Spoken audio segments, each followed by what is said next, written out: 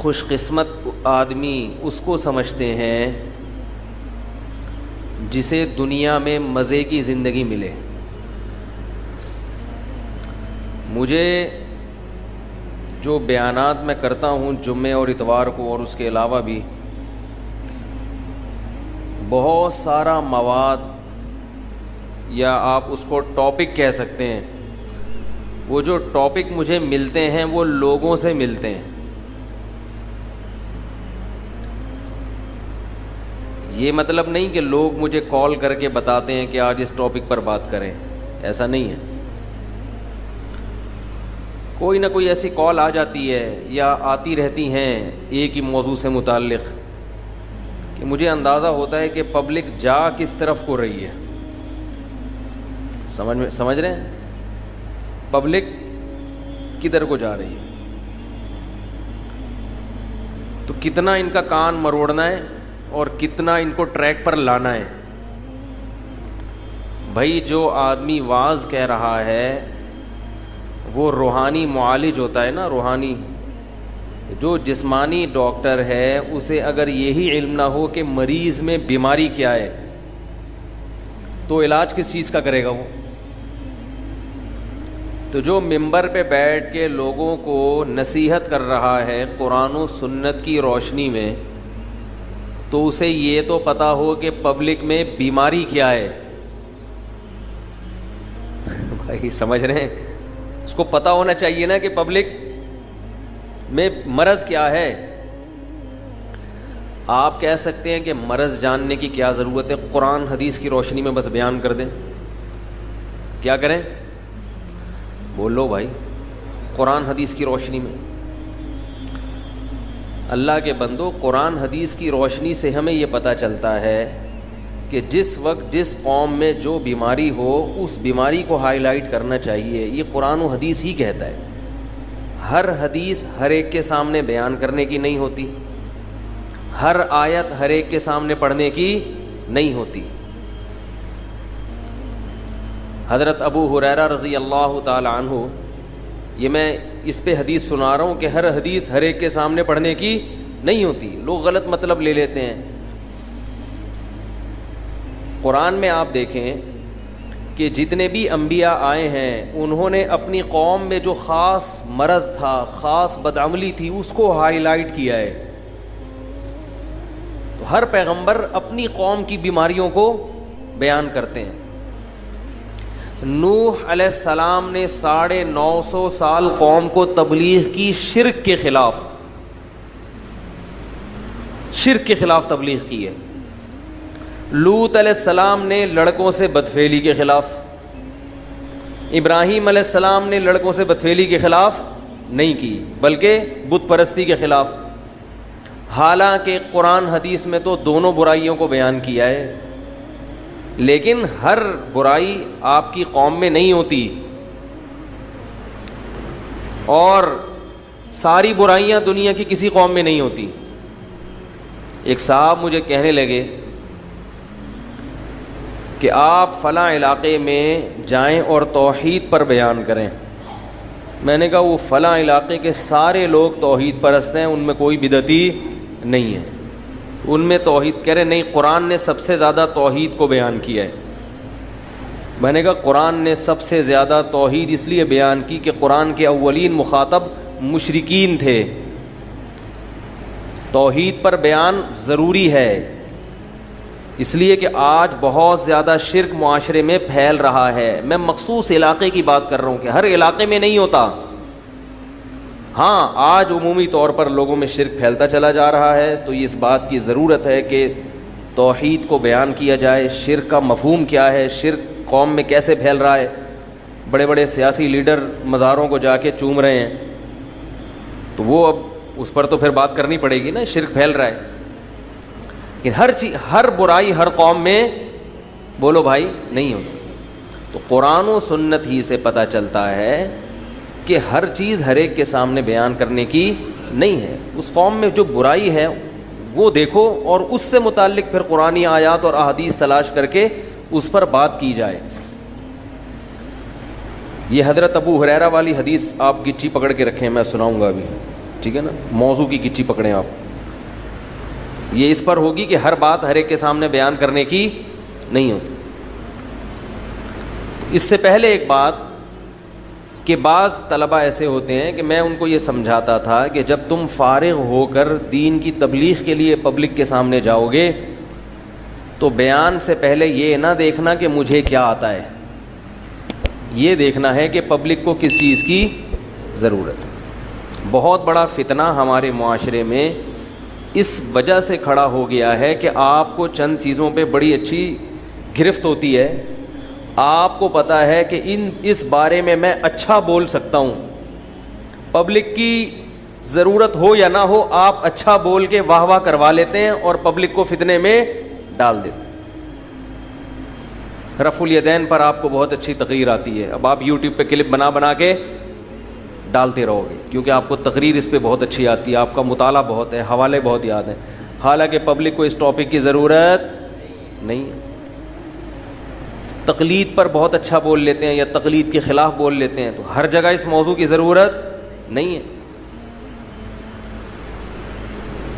اور بہت سارے موضوعات ہیں. ایک بڑے عالم تھے, ہم نے ان کو بیان کے لیے بلایا, بہت بڑے عالم. انہوں نے بیان کیا کہ قرآن اللہ کی مخلوق نہیں ہے بلکہ اللہ کا کلام ہے. اس پر 1 گھنٹہ بیان کیا, پبلک کی کھوپڑی گھوم گئی کیونکہ یہ اتنا علمی اور پیچیدہ موضوع تھا کہ پبلک کو اس بارے میں معلوم ہی نہیں ہے, نہ کبھی سنا انہوں نے. ان کی کھوپڑی کیا ہو گئی. میں نے کہا اب یہ اتنے بڑے عالم ہیں, ان کو اپنا علم تو انہوں نے ظاہر کر دیا مگر عوام کو مخمصے میں ڈال دیا. قرآن اللہ کا کلام ہے, اللہ کی صفت ہے, مخلوق نہیں ہے, ٹھیک ہے, لیکن اس کو عوام میں اتنا پیچیدگی اس کے ساتھ چھیڑنے کی کیا ضرورت تھی. تو مسئلہ یہ ہوتا ہے کہ آپ کو جو ٹاپک بہت حیات ممات کا مسئلہ بھی ایسا ہی ہے. کراچی میں لوگ حیات النبی ممات النبی کا مسئلہ جانتے ہی نہیں تھے, لیکن بعض لوگوں کو چونکہ یہ بہت اچھا آتا ہے انہوں نے آ کے ایک خارش کی بیماری لگا دی ہے, سب کو خرشیلا بنا دیا کیونکہ ان کو یہ آتا ہے, ورنہ پبلک کو معلوم ہی نہیں تھا کہ یہ ہوتا کیا ہے. آرام سے سب محبت سے رہ رہے تھے, ایک خرشیلا آیا, اس نے دھوئیں دار تقریر کی, دوسرے کو خارش ہوئی, اس نے پھر دھواں دار تقریر, 2 دھڑے بن گئے. سمجھ میں نہیں آ رہی بات. اور یہ جو میں نے بات کی اس پہ جو میرے خلاف اب جو واٹس ایپ پہ کلپ آئیں گے وہ ایک الگ ٹاپک ہے, لیکن ابھی تپا ہوا تھا تو ہم نے کہا بول دو. اور مثال, اصل مثال تو یہ ہے. تو خرشیلوں سے بچو, خرشیلوں سے. خارش بڑی خطرناک بیماری ہے, یہ متعدی ہے. لوگ دلیل دیتے ہیں کہ وہ آپ کے فلاں بزرگ نے بھی تو لکھا ہے, تو ایک دفعہ لکھا نا, اس کے بعد ساری زندگی وہ یہی تو نہیں لکھتے رہے. آپ بھی ایک دفعہ لکھ دو کتاب میں, ختم کرو اس ٹاپک کو. بھائی ایک دفعہ لکھنے پر گورنمنٹ کی طرف سے کوئی پابندی نہیں, آپ بھی لکھتے ہیں, ایک دفعہ لکھ دیا, بس ایک فتویٰ دے دی, ختم. اب اس کو ٹاپک بنا کر اس پہ اتنا زیادہ. اور پھر جب انہوں نے لکھا ہے تو ان کے خلاف بھی تو بزرگ ہیں جنہوں نے کہا ہے کہ اس مسئلے میں اعتدال ضروری. میں نے کہا تھا کہ حیات ممات کے مسئلے میں اعتدال ضروری ہے. اس پہ چند علماء کے حوالے دیے. مخالف جو مخالف ہے نا, جو کہتے ہیں نہیں اعتدال ضروری نہیں ہے, اس میں ایک دوسرے کے پیچھے نماز جائز نہیں ہے, انہوں نے مجھے فتویٰ دے دیا حضرت مولانا یوسف الجہانوی شہید رحمہ اللہ تعالیٰ کا, کہ انہوں نے کہا ہے کہ جائز نہیں ہے مماتی کے پیچھے. حضرت مولانا یوسف الجہانوی شہید کے ہم خاک کے برابر بھی نہیں ہیں, لیکن ہم نے جو حوالہ دیا وہ بھی تو حضرت مولانا یوسف الجہانوی کے ٹکر ہی کے علماء ہیں, تو ہم بھی تو کسی عالم ہی کا حوالہ دے رہے ہیں. تو آپ ہمارے حوالے کو کلعدم سمجھیں, اس کے مخالف حوالے ہی کو معتبر سمجھیں, تو یہ بھی کیا ہے, بے اعتدالی ہے. تو آپ کہیں یار وہ بھی بزرگ تھے یہ بھی بزرگ, دونوں کے ہے تو بس چھوڑ دو, اس میں یار ہمارے بس کی بات نہیں. ہوتا کیا ہے میں آپ کو ایک بات بتاؤں, یہ چیز بہت زیادہ ہے. قرآن مجید میں بنی اسرائیل کے بارے میں اللہ نے فرمایا فَمَا اخْتَلَفُوا حَتَّى إِلَّا مِن بَعْدِ مَا جَاءَهُمُ الْعِلْمُ بَغْيًا بَيْنَهُمْ. فرمایا بنی اسرائیل میں جو اختلاف ہوا علم کے بعد ہوا, علم کے بعد.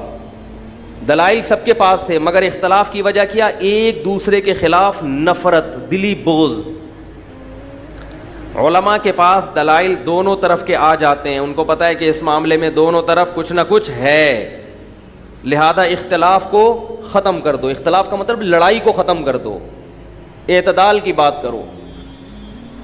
مگر آپس میں ایک دوسرے کے خلاف بول بول کے اتنی نفرت پیدا ہو چکی ہوتی ہے کہ اب وہ اس کو قبول کرنے کے لیے تیار نہیں ہوتے. نیچا دکھانا کہ میری ٹانگ اونچی رہے اور سامنے والے کی ٹانگ نیچی رہے. تو اس لیے میں یہ عرض کر رہا تھا کہ ہر بات ہمارے ہاں ایک بڑا المیہ یہ ہو گیا ہے کہ آپ کو جو آتا ہے وہ آپ پبلک کے سامنے پھینک دیتے ہیں. یہ غلط ہے. جو برائی ہونی ہو عوام میں اس کو لوگوں کے سامنے بیان کرنا چاہیے. تو حضرت ابو ہریرہ رضی اللہ تعالی عنہ وہ کہیں جا رہے تھے, حضرت عمر ملے کہ کہاں جا رہے ہو. حضرت ابو ہریرہ رضی اللہ تعالی عنہ نے فرمایا کہ میں نے نبی سے یہ حدیث سنی ہے, من قال لا الہ الا اللہ دخل الجنہ, جس نے کہہ دیا کہ لا الہ الا اللہ وہ جنت میں داخل ہوگا. حضرت عمر نے اتنی زور سے دھکا دیا حضرت ابو ہریرہ کو کہ فرماتے ہیں خررت علی استی, میں کولوں کے بل زمین پہ گرا. منع کیا کہ یہ حدیث لوگوں کو بیان بولو بھائی نہیں. کیوں؟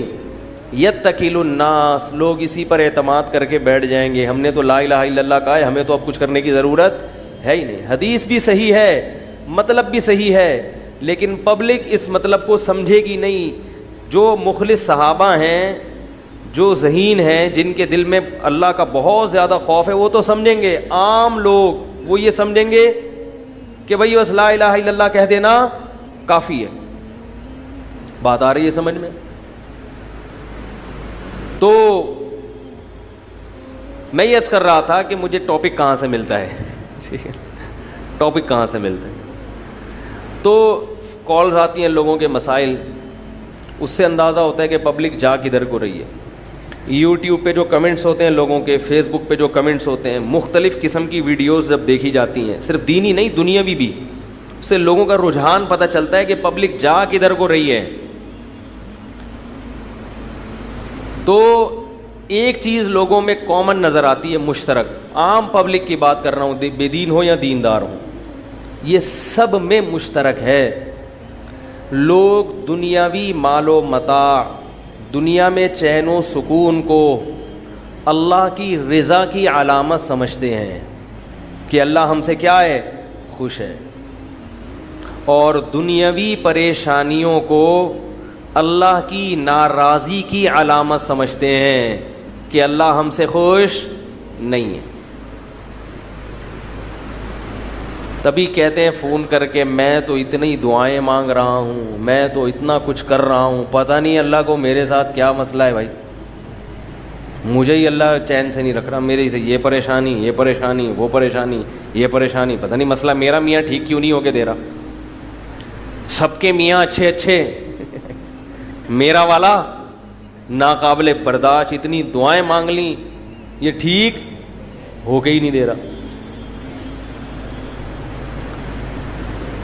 تو یہ ایک بہت بڑی بھول ہے. پہلی غلطی کیا ہے؟ دنیاوی نعمتوں کو اللہ کے راضی ہونے کی دلیل اور دنیا میں پریشانیوں کو اللہ سے کے ناراض ہونے کی دلیل سمجھتے ہیں.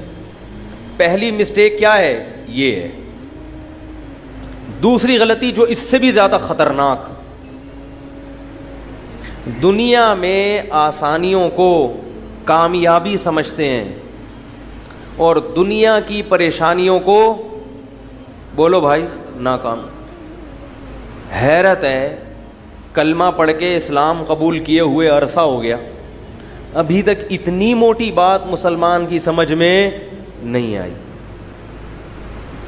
فرعون اور موسیٰ علیہ السلام کے واقعات بھی سن لیے, قوم عاد قوم سمود کے واقعات بھی سن لیے کہ اللہ نے قوم عاد قوم سمود کو اتنا نوازا تھا کہ وما بلغوا معشار ما آتیناہم, تمہیں اس ترقی کا 10واں حصہ بھی نہیں ملا. اللہ فرماتے ہیں تمہیں اس ترقی کا 10واں حصہ بھی نہیں ملا. تو کیا قوم عاد اور قوم سمود ترقی یافتہ قومیں تھیں حقیقی معنوں میں؟ کیا اچھی قومیں تھیں؟ کیا چاہتے ہو کہ ہم بھی قوم عاد اور قوم سمود میں پیدا ہوتے؟ اتنی موٹی بات جو بچپن سے سنتے آتے ہیں، واقعات پڑھ لیے، یعقوب علیہ السلام کا بیٹا چھن گیا، ساری زندگی روتے میں گزری، پھر بھی ہم کیا کہتے ہیں کہ جو پریشان ہے وہ کیا ہے؟ اللہ کا وہ عذاب ہے، اور پریشان آدمی ناکام ہے۔ تو کیا یہ پیغمبر ناکام تھے؟ بولو بھائی کیا ہو گیا؟ یہ ناکام لوگ تھے کیا؟ ایوب علیہ السلام کی ساری زندگی شدید بیماریوں میں گزری، تو کیا ایوب علیہ السلام سے اللہ ناراض تھا؟ یا ایوب علیہ السلام ناکامی والی زندگی گزار کے گئے ہیں؟ مذہب کی جو بنیادی تعلیم ہے وہ تو یہی ہے کہ یہ زندگی اصل زندگی نہیں ہے۔ ایک بات میں کے پی کے والوں کے لیے خاص طور پہ کہہ رہا ہوں، اس میں جو ابھی میں خطاب کر رہا ہوں آپ لوگوں سے نہیں، کس سے کر رہا ہوں؟ کے پی کے، خیبر پختونخوا، اس صوبے کے لوگوں سے۔ ابھی میں چونکہ وہاں 1.5 ہفتے کا دورہ کر کے آیا ہوں، پہلے بھی کئی دفعہ گیا ہوں۔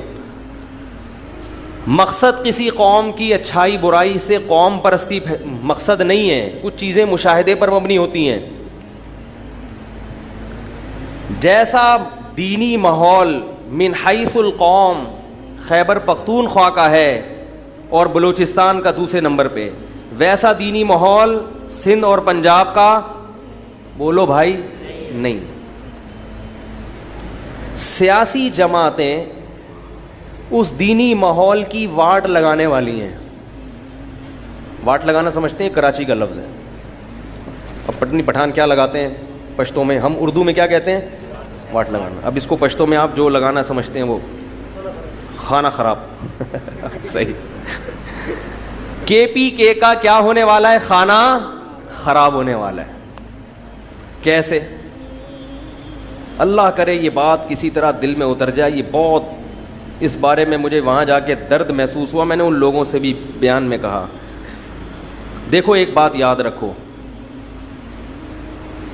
بھائی، اگر اس پہ کلپ بناؤ نا شروع سے آخر تک پورا کلپ بنانا، ورنہ چھوڑوں گا نہیں میں۔ اگر آدھا بنا دیا نا تو پوری بات ہے وہ آنی چاہیے، اور اس پہ کلپ لازمی بنائے، یہ کسی طرح میرا پیغام پہنچ جائے۔ میرا کیا، یہ علماء کا پیغام ہے، میں کس کھیت کی مولی ہوں۔ آپ پورے پاکستان میں سفر کر کے جب کے پی کے جاتے ہو تو پردے کا ماحول نظر آتا ہے آپ کو، ایک حیا کا ماحول نظر آتا ہے جو پورے پاکستان میں آہستہ آہستہ شارٹ ہو رہا ہے۔ پنجاب سے جیسے ہی کے پی کے میں قدم رکھو گے ایک دم ایک، میں نہیں کہہ رہا کہ ہر گھر ٹھیک ہوتا ہے، اب آپ واقعات دیں وہ فلاں جگہ یہ ہو گیا، وہ ہر جگہ سب کچھ ہوتا ہے، ایک عمومی ماحول کی بات کر رہا ہوں۔ آپ کی جو سیاسی جماعتیں ہیں وہ اس کو تباہ کیسے کریں گی، اس کو سمجھیں آپ۔ دیکھو ایک بہت بڑا پتھر ہے، بہت بڑا پتھر جس کو آپ نے لڑکا کے دھکا دینا ہے، ہلانا ہے اپنی جگہ سے۔ اس پتھر کو ہلانے کا ایک غلط طریقہ ہے اور ایک بالکل صحیح طریقہ۔ غلط طریقہ کیا ہے؟ محنت زیادہ ہو، آؤٹ پٹ کم ہو، ہلے نہیں مگر پوری قوم کا زور لگ جائے۔ غلط طریقہ یہ ہے کہ اس پتھر پہ 20 آدمی نے مل کے این کر کے دھکا لگانا اس کو شروع کر دیا، ان کی چیخیں بھی نکل رہی ہیں، مگر پتھر اپنی جگہ سے ہلنے کا نام، اور ہل بھی رہا ہے تو تھوڑا سا حرکت کرتا ہے باقی نہیں۔ محنت زیادہ ہے، نتیجہ کیا نکل رہا ہے؟ کم۔ ایک خاندانی طریقہ ہے، ایک لمبی سی راڈ لے کر آؤ، لیور جسے کہتے ہیں سائنس کی زبان میں، بہت جتنی لمبی راڈ ہوگی نا، قوت کا بازو جتنا لمبا ہوگا اتنا ہی قوت کا استعمال کم ہوگا اور آؤٹ پٹ اس کا زیادہ ہوگا۔ لمبی سی مضبوط راڈ لے کر آؤ، اس کا ایک کنارہ پتھر کے کنارے پر رکھو اور معمولی سا پیچھے سے کیا کرو، اس کو بولو نا پش کرو۔ میں پش کروا تھوڑی رہا ہوں آپ سے، منہ سے بلوا رہا ہوں، پش کروانا پڑ گیا تو پتہ نہیں چیخیں نکل جائیں گی بھائی۔ تو ذرا سا آپ نے اس کو پش کیا، وہ فوراً بولو بھائی لڑک جائے گا۔ اس کو کہتے ہیں ٹیکنیکل طریقہ، کام محنت کم اور نتیجہ بہت زیادہ۔ اب آپ سمجھیں کے پی کے کو تباہ کیسے کریں گی سیاسی جماعتیں، کیسے تباہ کریں گی؟ دیکھو کسی بھی قوم میں بے دینی پھیلانی ہو، ایک طریقہ یہ کہ گھر گھر جا کر اسلام کے خلاف تبلیغ کریں، اس کو بھی سمجھائیں اسلام صحیح مذہب نہیں، قادیانی ہو جاؤ، یہ ہو جاؤ.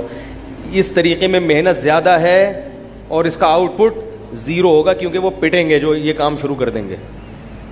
پٹھان کیا کر دے گا اس کو طبیعت سے اس کے سارے اگلے پچھلے گناہ معاف کرا دے گا، کیونکہ وہاں صغیرہ گناہوں کا تصور ہی نہیں ہے. جب معاف کرتے ہیں تو ڈائریکٹ کبیرہ معاف کرواتے ہیں. وہ یہ اصول ہے ان لوگوں کا کہ جس کو بھی دھونا ہے تو اس کو تھوڑا مت دھو، سمجھ رہے ہیں، تسلی سے اس کو غسل کراؤ باقاعدہ. رواج ہے، خاندانی روایات ہے یہ طریقہ. اور وہ قوم وہ مذہب سے محبت بھی بہت زیادہ کرتے ہیں. اور دوسرے طریقے، اسکول کا سلیبس چینج کر دیا جائے، اس میں بھی ٹائم لگے گا. اور ظاہر ہے وہ سلیبس جب لڑکے بچے پڑھیں گے، بچیاں پڑھیں گی تو اعتراضات ہوں گے، پھر احتجاج ہوگا، لوگ کہیں گے یہ کیا لکھا ہے، نبی کی ختم نبوت کا انکار کر دیا یا اسلام کے خلاف لکھ دیا وغیرہ وغیرہ. اس میں بھی محنت زیادہ ہے، آؤٹ پٹ کیا ہے، کم ہے. گھر گھر جا کے لوگوں کو تبلیغ کی جائے کہ بھئی یہ کیا عورتوں کو گھروں میں بند کیا ہوا ہے، کیا پردہ کر رہے ہو، یہ سب ختم کرو سسٹم. یہ بھی چلنے والا نہیں. تو بہترین طریقہ جس میں ہلکا سا پش کرنا پڑے گا اور پوری قوم کا کلچر ایک دم الٹ جائے گا، تباہ ہو جائے گا، وہ یہ ہے کہ کو ایجوکیشن کھول دو. کیا کر دو بھائی؟ نہیں آ رہی سمجھ میں؟ اسکولوں میں کیا کر دو؟ کو ایجوکیشن. پھر اس سلسلے کو آہستہ آہستہ بڑھا کے کالج اور یونیورسٹی تک لے کر آؤ. اس سے بہت ہی بہترین انداز سے پوری قوم کی غیرت کی واٹ لگ جائے گی. کیونکہ جن میں ایک دفعہ بچپن میں غیرت پیدا ہو گئی، اب ان کو بے غیرت بنانا آسان نہیں ہے. کو ایجوکیشن یہ کرے گا، بچے ہیں بچیاں ہیں اکٹھے پڑھ رہے ہیں تو کیا ہو رہا ہے، جب وہ لڑکے لڑکیاں اکٹھے پڑھیں گے تو لڑکیوں کو لڑکوں کا چسکا لگے گا اور لڑکوں کو لڑکیوں کا چسکا لگے گا. یہ لگے گا لازمی. جو جھوٹ بولتا ہے، بکواس کرتا ہے کہ ایسا نہیں ہوگا، وہ ہیجڑا ہو سکتا ہے، مخنث ہو سکتا ہے. کوئی مرد ہو یا عورت ہو، وہ یہ بات کبھی بھی نہیں کر سکتی کہ مرد اور عورت کو اکٹھا بٹھاؤ اور ان میں فتنے کا اندیشہ نہ ہو. یہ ناممکن ہے، محال ہے. یہ جو سیاسی لیڈر ہیں نا لبرل قسم کے، یہ کیا کہتے ہیں اپنی تقریروں میں کہ دنیا ترقی کر کے کہاں سے کہاں پہنچ گئی اور آپ ابھی تک اسی میں الجھے ہوئے کو ایجوکیشن ہونی چاہیے کہ نہیں ہونی چاہیے. ہم ایسی ترقی پہ 100 مرتبہ لعنت بھیجتے ہیں جس میں انسان چاند پہ تو پہنچ جائے مگر اس کو اپنے باپ کا پتہ نہ ہو، ڈی این اے سے پکڑا جائے اس کا باپ یہ ہے.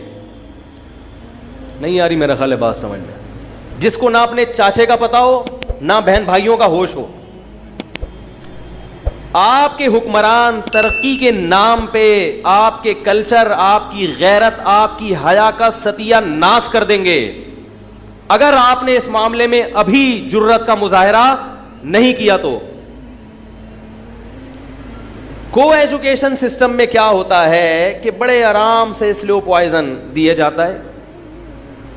آپ جاؤ یونیورسٹیوں میں جا کے پروفیسروں سے ملو. یہ گراؤنڈ ریئلٹیز کی بات کر رہا ہوں میں، ہوائی فائرنگ نہیں کر رہا، انٹرنیٹ کی رپورٹیں نہیں بتا رہا.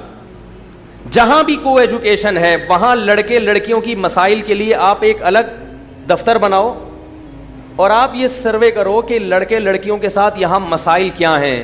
90% آپ کو یہی مسائل ملیں گے کہ مجھے اس سے عشق ہو گیا اور مجھے اس سے عشق ہو گیا، میری اماں وہاں شادی نہیں کری، میرے ابا وہاں راضی نہیں ہو رہے، اور میں وہاں چاہتی ہوں مگر وہ نہیں راضی ہو رہا، میں وہاں چاہتا ہوں مگر وہ راضی نہیں ہو رہی. یہ یونیورسٹیوں کے حالات ہیں. اور جب ٹینشن ہوتی ہے تو پھر ڈرگز کی طرف آتے ہیں. پنجاب میں جاؤ یونیورسٹیوں کا حال دیکھو، لڑکے لڑکیاں دونوں چرس پی رہے ہیں. یہ ترقی کرے گی قوم؟ بہت مشکل ہے بھائی، بہت مشکل ہے. کاش میں پولیس میں ہوتا نا. میں یہ باتیں خدا کی قسم دلائل سے نہیں سمجھاتا. کچھ چیزیں ڈنڈے سے سمجھ میں آتی ہیں، دلائل دیتے رہو سمجھ میں نہیں آئیں گی.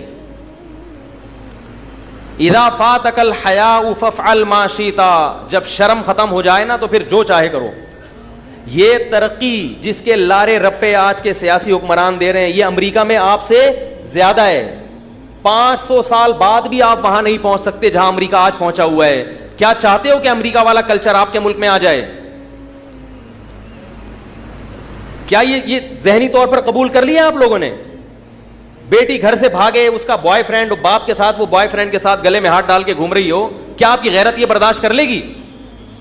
آپ بیٹیوں کو پالو مگر 18 سال کے بعد وہ آپ کو ٹاٹا کر کے گھر سے چلی جائیں، چاہے وہ شادی کریں چاہے وہ اپنا بوائے فرینڈ بنائیں، آپ کو ٹانگ اڑانے کی اجازت نہ ہو. آپ کی بیوی 10 بوائے فرینڈ رکھے، آپ اس کے کاموں میں دخل اندازی نہ کر سکو. یہ ہے یورپ امریکہ. آپ کے 10 لڑکیوں سے حرام اور ناجائز تعلقات ہوں، آپ پر شادی پر پابندی ہو، اور آپ 10 لڑکیوں سے صبح و شام زنا کرتے ہو، اس پر کوئی انگلی اٹھانے والا نہ ہو. یہ ہے مغربی کلچر. تو یہ کلچر ایسے ہی پیدا نہیں ہو گیا، وہ اس کو اچھا نہیں سمجھتے اس کلچر کو. وہ بھی ان کے ہاں بھی یہ شروع کہاں سے ہوا ہے؟ کو ایجوکیشن سسٹم سے. دیکھو میرے بھائی، کسی قوم میں غیرت ختم کرنی ہو اچانک ختم نہیں ہوتی. اس کا طریقہ کیا ہے کہ جو پرانے ہو چکے ہیں وہ تبدیل نہیں ہوں گے. نئے آنے والی نسل پہ کیا کی جائے؟ محنت. اور ان کو لڑکے لڑکیوں کو اکٹھا بٹھائیں گے تو صبح و شام کتاب میں اسلامیات پڑھائی جائے، قرآن و سنت پڑھایا جائے، اس سے کوئی فرق نہیں پڑتا. وہ غیرت لیس ہی ہوں گے، غیرت لیس ہی رہیں گے وہ ہمیشہ. کیسے سمجھائیں یار، کیسے سمجھائیں بھائی؟ کاش کے پی کے والوں کی سمجھ میں یہ بات آ جائے. میں کے پی کے کی مثال اس لیے دے رہا ہوں کہ ابھی ان میں خیر کا عنصر غالب ہے. اس لیے میں وہاں جہاں بھی گیا میں نے لوگوں سے ایک بات کہی، میں نہیں کہتا کہ فلاں تنظیم کو ووٹ دیں، فلاں جماعت کو ووٹ نہ دیں، یہ میرا موضوع نہیں ہے. جس کو بھی آپ ووٹ دیں اس سے پہلے یہ ایگریمنٹ کروائیں کہ ہم کو ایجوکیشن سسٹم کو کسی صورت بھی قبول نہیں کریں گے. دیکھو ایجوکیشن ہر ایک کی مجبوری ہے. بیٹیوں کو بھی تعلیم دینی ہے، بیٹوں کو بھی تعلیم دینی ہے. جب سسٹم ہی کو ایجوکیشن ہوگا تو والدین مجبور ہوں گے نا بچیوں کو بھیجنے پر. تو آپ کیسے یہ کہہ سکتے ہو کہ ان کی حیا محفوظ رہے گی؟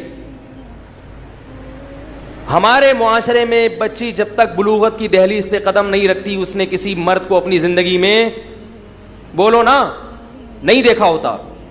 وہ باپ کے گھر سے نکل کے سیدھا کہاں جاتی ہے؟ شوہر کے گھر میں، وفا کرتی ہے شوہر کے ساتھ. میں نہیں کہہ رہا کہ کو ایجوکیشن میں پڑھنے والی سب بچیاں خراب ہوتی ہیں، یہ سب لڑکے خراب ہوتے ہیں. اس قسم کی کالز آنا شروع ہو جاتی ہیں، آپ نے ہم پہ تہمت لگا دی، ہم بھی تو کو ایجوکیشن میں 15 سال پڑھے ہیں، ہمیں تو کوئی نہیں خراب کر سکا. انسان کو خود اچھا ہونا چاہیے. لوگ اس قسم کی نا افلاطونیاں اور بکراتیاں شروع کر دیں گے. کالز آئیں گی، خواتین کی بھی آئیں گی، مردوں کی بھی آئیں گی. آپ نے کیسے کہہ دیا؟ ہم 15 سال پڑھے ہیں، میں تو ہاسٹل میں رہی ہوں. ایسی بھی خواتین ہیں، 4 سال میں ہاسٹل میں گھر سے باہر رہی ہوں، مخلوط دینی ماحول میں تو خراب نہیں ہوئی. جو بچنے والا ہوتا ہے وہ خود بچ جاتا ہے، جو خراب ہونے والے ہوتے ہیں گھر میں بیٹھ کے بھی خراب ہو جاتے ہیں. یہ رپورٹیں آنا شروع ہو جائیں گی. میں نے نہیں کہا کہ سب خراب ہو جاتے ہیں، میں نے یہ دعویٰ نہیں کیا، واقعی نہیں ہوتے. لیکن جو خراب ہو جاتے ہیں وہ کیا سوتیلے ہیں کہ ان کو خراب ہونے دیا جائے؟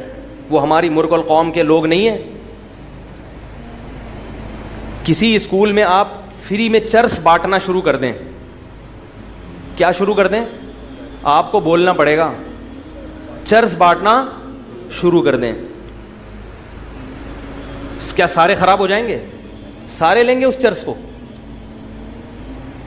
15-20 کیا کریں گے؟ شروع کر دیں گے. وہ 15-20 جب شروع کریں گے شروع میں تو ان کو دیکھا دیکھی 2-4 اور بھی. پھر جب ان کی نسلیں ہوں گی تو وہ سب ابا اور اماں کو جب چرس پیتے ہوئے دیکھیں گے تو وہ 99% چرسی ہوں گے. چرسی کا بچہ عام طور پر رپورٹ یہ ہے، چرسیوں سے جا کے پوچھ لیں آپ کیوں پیتے ہیں؟ ابا پیتے تھے. آہستہ آہستہ کلچر کیا ہوگا؟ 2-4 نسلوں کے بعد ایک بچنے والا ہوگا اور 99 پینے والے ہوں گے. اب آپ یہ کہیں کہ چونکہ وہ جو شروع میں جب چرس فری میں بانٹی تھی تو سب خراب نہیں ہوئے تھے، لہذا یہ تو انسان کی اپنی مرضی پر ہے کہ کون پیتا ہے کون ایوائڈ کرتا ہے. خام خواہ کی پابندیوں سے کچھ بھی نہیں ہوتا. یہ مولویوں نے ریسٹرکشنز لگائی ہوئی ہیں, پابندیاں لگائی ہوئی ہیں, بات پہ بھائی بانٹ دو, جس کو پینا ہے پی لے, جس کو نہیں پینا ہے نہ پیے. دنیا میں کیا اس اصول کی بنا پر کوئی دنیا کی یونیورسٹی یا تعلیمی ادارہ ایسا ہے جہاں فری چرس بانٹنے کی اجازت ہو؟ خدا کی قسم لا الہ الا اللہ, چرس کا نشہ ہلکا ہے اور لڑکیوں کا نشہ نوجوان کے لیے چرس سے, بولو بھائی, زیادہ خطرناک. چرس اللہ نے انسانوں کے لیے پیدا نہیں کی, عورت اللہ نے مرد کے لیے باقاعدہ پیدا کی ہے, بنایا ہے. وہ تو اللہ نے پیدا ہی مردوں کے لیے کی ہے, اس میں اٹریکشن اللہ نے رکھی ہے تاکہ تمہاری طبیعت اس کی طرف مائل ہو. چرس فری میں بانٹنے کی اجازت نہیں ہے اور لڑکیوں کو لڑکوں کے ساتھ لا کے بٹھا دیا. ایک فرق سمجھ میں آیا چرس میں اور لڑکیوں میں؟ اب آپ یہ نہیں کہنا لڑکیوں کو چرس سے تشبیہ نہیں دے رہا میں لڑکیوں کو چرس سے. لڑکیوں کا جو نشہ ہے اس نشے کو چرس کے نشے سے تشبیہ دے رہا ہوں کہ وہ نشہ کم درجے کا خطرناک اور یہ نشہ زیادہ درجے کا. کیوں؟ اس کو اللہ نے انسانوں کے لیے نہیں بنایا, اس کو اللہ نے باقاعدہ مردوں کے لیے, یہ آرڈر پہ تیار کی گئی ہے آدمی کے لیے, اٹریکٹیو بنایا ہے اللہ نے. ایک فرق. دوسرا فرق یہ کیوں خطرناک ہے, چرس کی طرف گندے لوگوں کی رغبت ہوتی ہے, اس کی بدبو سے طبیعت ہر ایک کی مائل نہیں ہوتی. پہلی دفعہ پینا مشکل ہے. عورت کی طرف طبیعت یہ انسان کی فطرت ہے. پیغمبروں کی طبیعت بھی عورت کی طرف مائل ہوتی ہے, صحابہ کی بھی, تابعین کی بھی, بزرگان دین کی بھی, مفتیوں کی بھی, ڈاکٹروں کی بھی, انجینئروں کی بھی. کیونکہ جو بھی اللہ نے بنایا ہے نا مرد, وہ مرد پہلے ہے, باقی چیزیں, ارے بول لو یار, وہ بعد میں باقی چیزیں. غصے میں ہوتا ہے, بد اخلاقی بھی چلے گی بھی مارکیٹ میں. لوگ کہتے ہیں کیا مذاق لگا کے رکھے, تو آدمی تھوڑا سا کڑتا ہے نا کہ ہمارا کلچر تباہ ہو رہا ہے. وہ تو دو چار کام کرتے ہیں سیاسی لوگ, ہمیں پتہ نہیں ہوتا کہ ہماری نسلیں تباہ ہو رہی ہیں اور ہمارے احتجاج سڑکوں پہ ہوں گے. گیس چاہیے, بجلی چاہیے, بولو پہلے غیرت چاہیے, باقی چیزیں بعد میں. ہمیں حیا چاہیے, ہمیں اسلام چاہیے, ہمیں مذہب چاہیے پہلے. ہمیں اپنی اولادوں کو یہ دیکھنا ہے کہ یہ ہماری رہیں.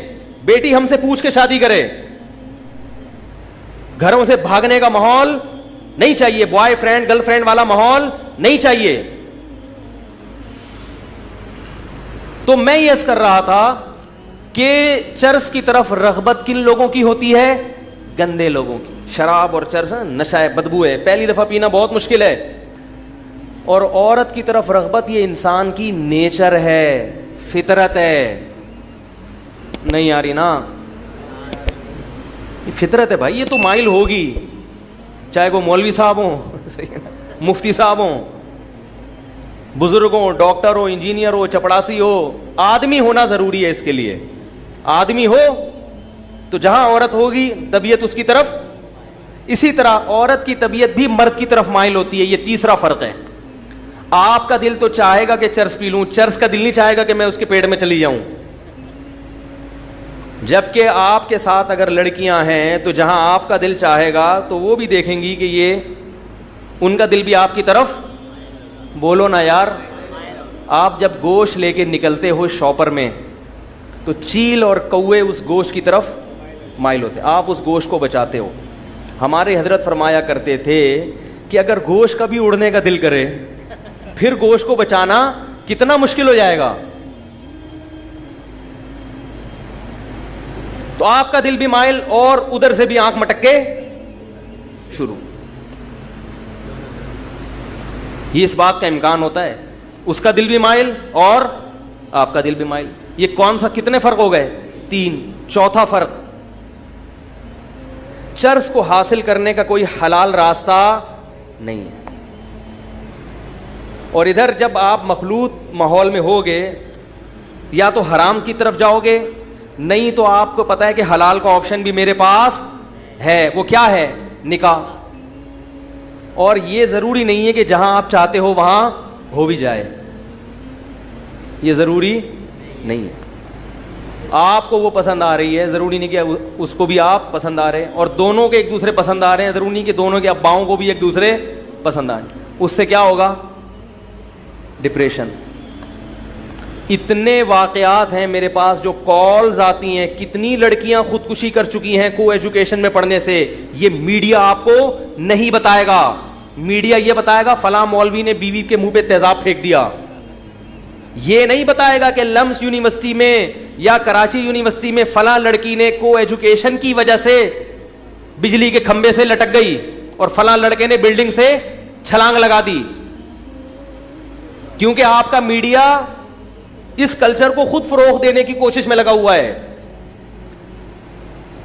خودکشیوں کا جو ریشو آپ کے معاشرے میں ہے, جتنی خودکشیاں ہو رہی ہیں ان میں 99% ناکام محبتوں کی وجہ سے ہیں. میں اخباروں کی خبریں, انٹرنیٹ کی خبریں نہیں پیش کر رہا, میں گراؤنڈ ریئلٹیز کا قائل ہوں. یقین نہیں آتا, ہسپتال میں جو خودکشی کے کیس ہیں وہاں آپ کاپی پینسل لے کے جائیں اور ان کے نام اور بلدیت نوٹ کریں کہ کتنے مرے, اور پھر ان کی تحقیق کریں کیوں مرے. تو 99 کیوں مرے ہوں گے؟ سیٹنگ ہوئی, مگر وہ سیٹنگ ناکام ہو گئی. نہیں یار, کتنے فرق ہو گئے چرس میں اور لڑکی میں. تو میں لڑکیوں کو چرس پہ قیاس نہیں کر رہا, میں تو یہ بتا رہا ہوں کہ لڑکیاں چرس نہیں ہیں, ان کو نہیں ہیں وہ, بلکہ ان سے زیادہ خطرناک ہیں. اور لڑکی کے لیے مرد چرس سے زیادہ خطرناک ہے.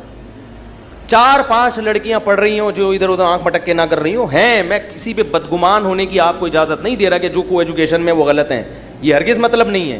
وہ تو آپ فری میں بھی چرس بانٹنا شروع کر دیں تو سارے نہیں پیئیں گے, لیکن اس کا نقصان بہت زیادہ ہو رہا ہے. زنا بہت تیزی سے پھیل رہا ہے یونیورسٹیوں میں. یہ سیاسی رہنما خدا کی قسم قیامت کے دن تمہیں اللہ کے عذاب سے نہیں بچائیں گے. ان سیاسی ابھی ووٹنگ ہونے والی ہے, خاص طور پر کے پی کے لوگوں کو کہہ رہا ہوں احتجاج کرو. اس لیے کہہ رہا ہوں کہ وہاں اتنی بھاری اکثریت احتجاج کر سکتی ہے. باقی علاقوں میں قوم کی اکثریت کے بارے میں ہم یہ نہیں کہہ سکتے کہ وہ احتجاج کرے گی. وہ مولویوں کو مکھنچو سمجھ رہے ہیں لوگ. مولویوں کیا سمجھتے ہیں؟ مکھنچو ہیں, بے وقوف لوگ ہیں. پتہ نہیں امریکہ کہاں سے کہاں پہنچ گیا, یہ اسی پر لگے ہوئے کہ لڑکوں کو لڑکیوں کے ساتھ نہ بٹھاؤ. اللہ کے بندو, تعلیم کا اس سے کیا تعلق ہے کہ ساتھ الگ الگ بیٹھ کے نہیں پڑھ سکتے؟ زیادہ اچھی طرح پڑھیں گے. ایک شخص آیا, تھوڑی سی بیہودہ مثال ہے معذرت کے ساتھ, مولانا اشرف علی تھانوی رحمہ اللہ کے پاس آیا کہ میں نے اپنی بیٹی کو ایجوکیشن میں ایڈمیشن کرا دیا ہے, لڑکے پیچھے پڑے رہتے ہیں, اس کے تنگ کرتے ہیں, میں کیا کروں؟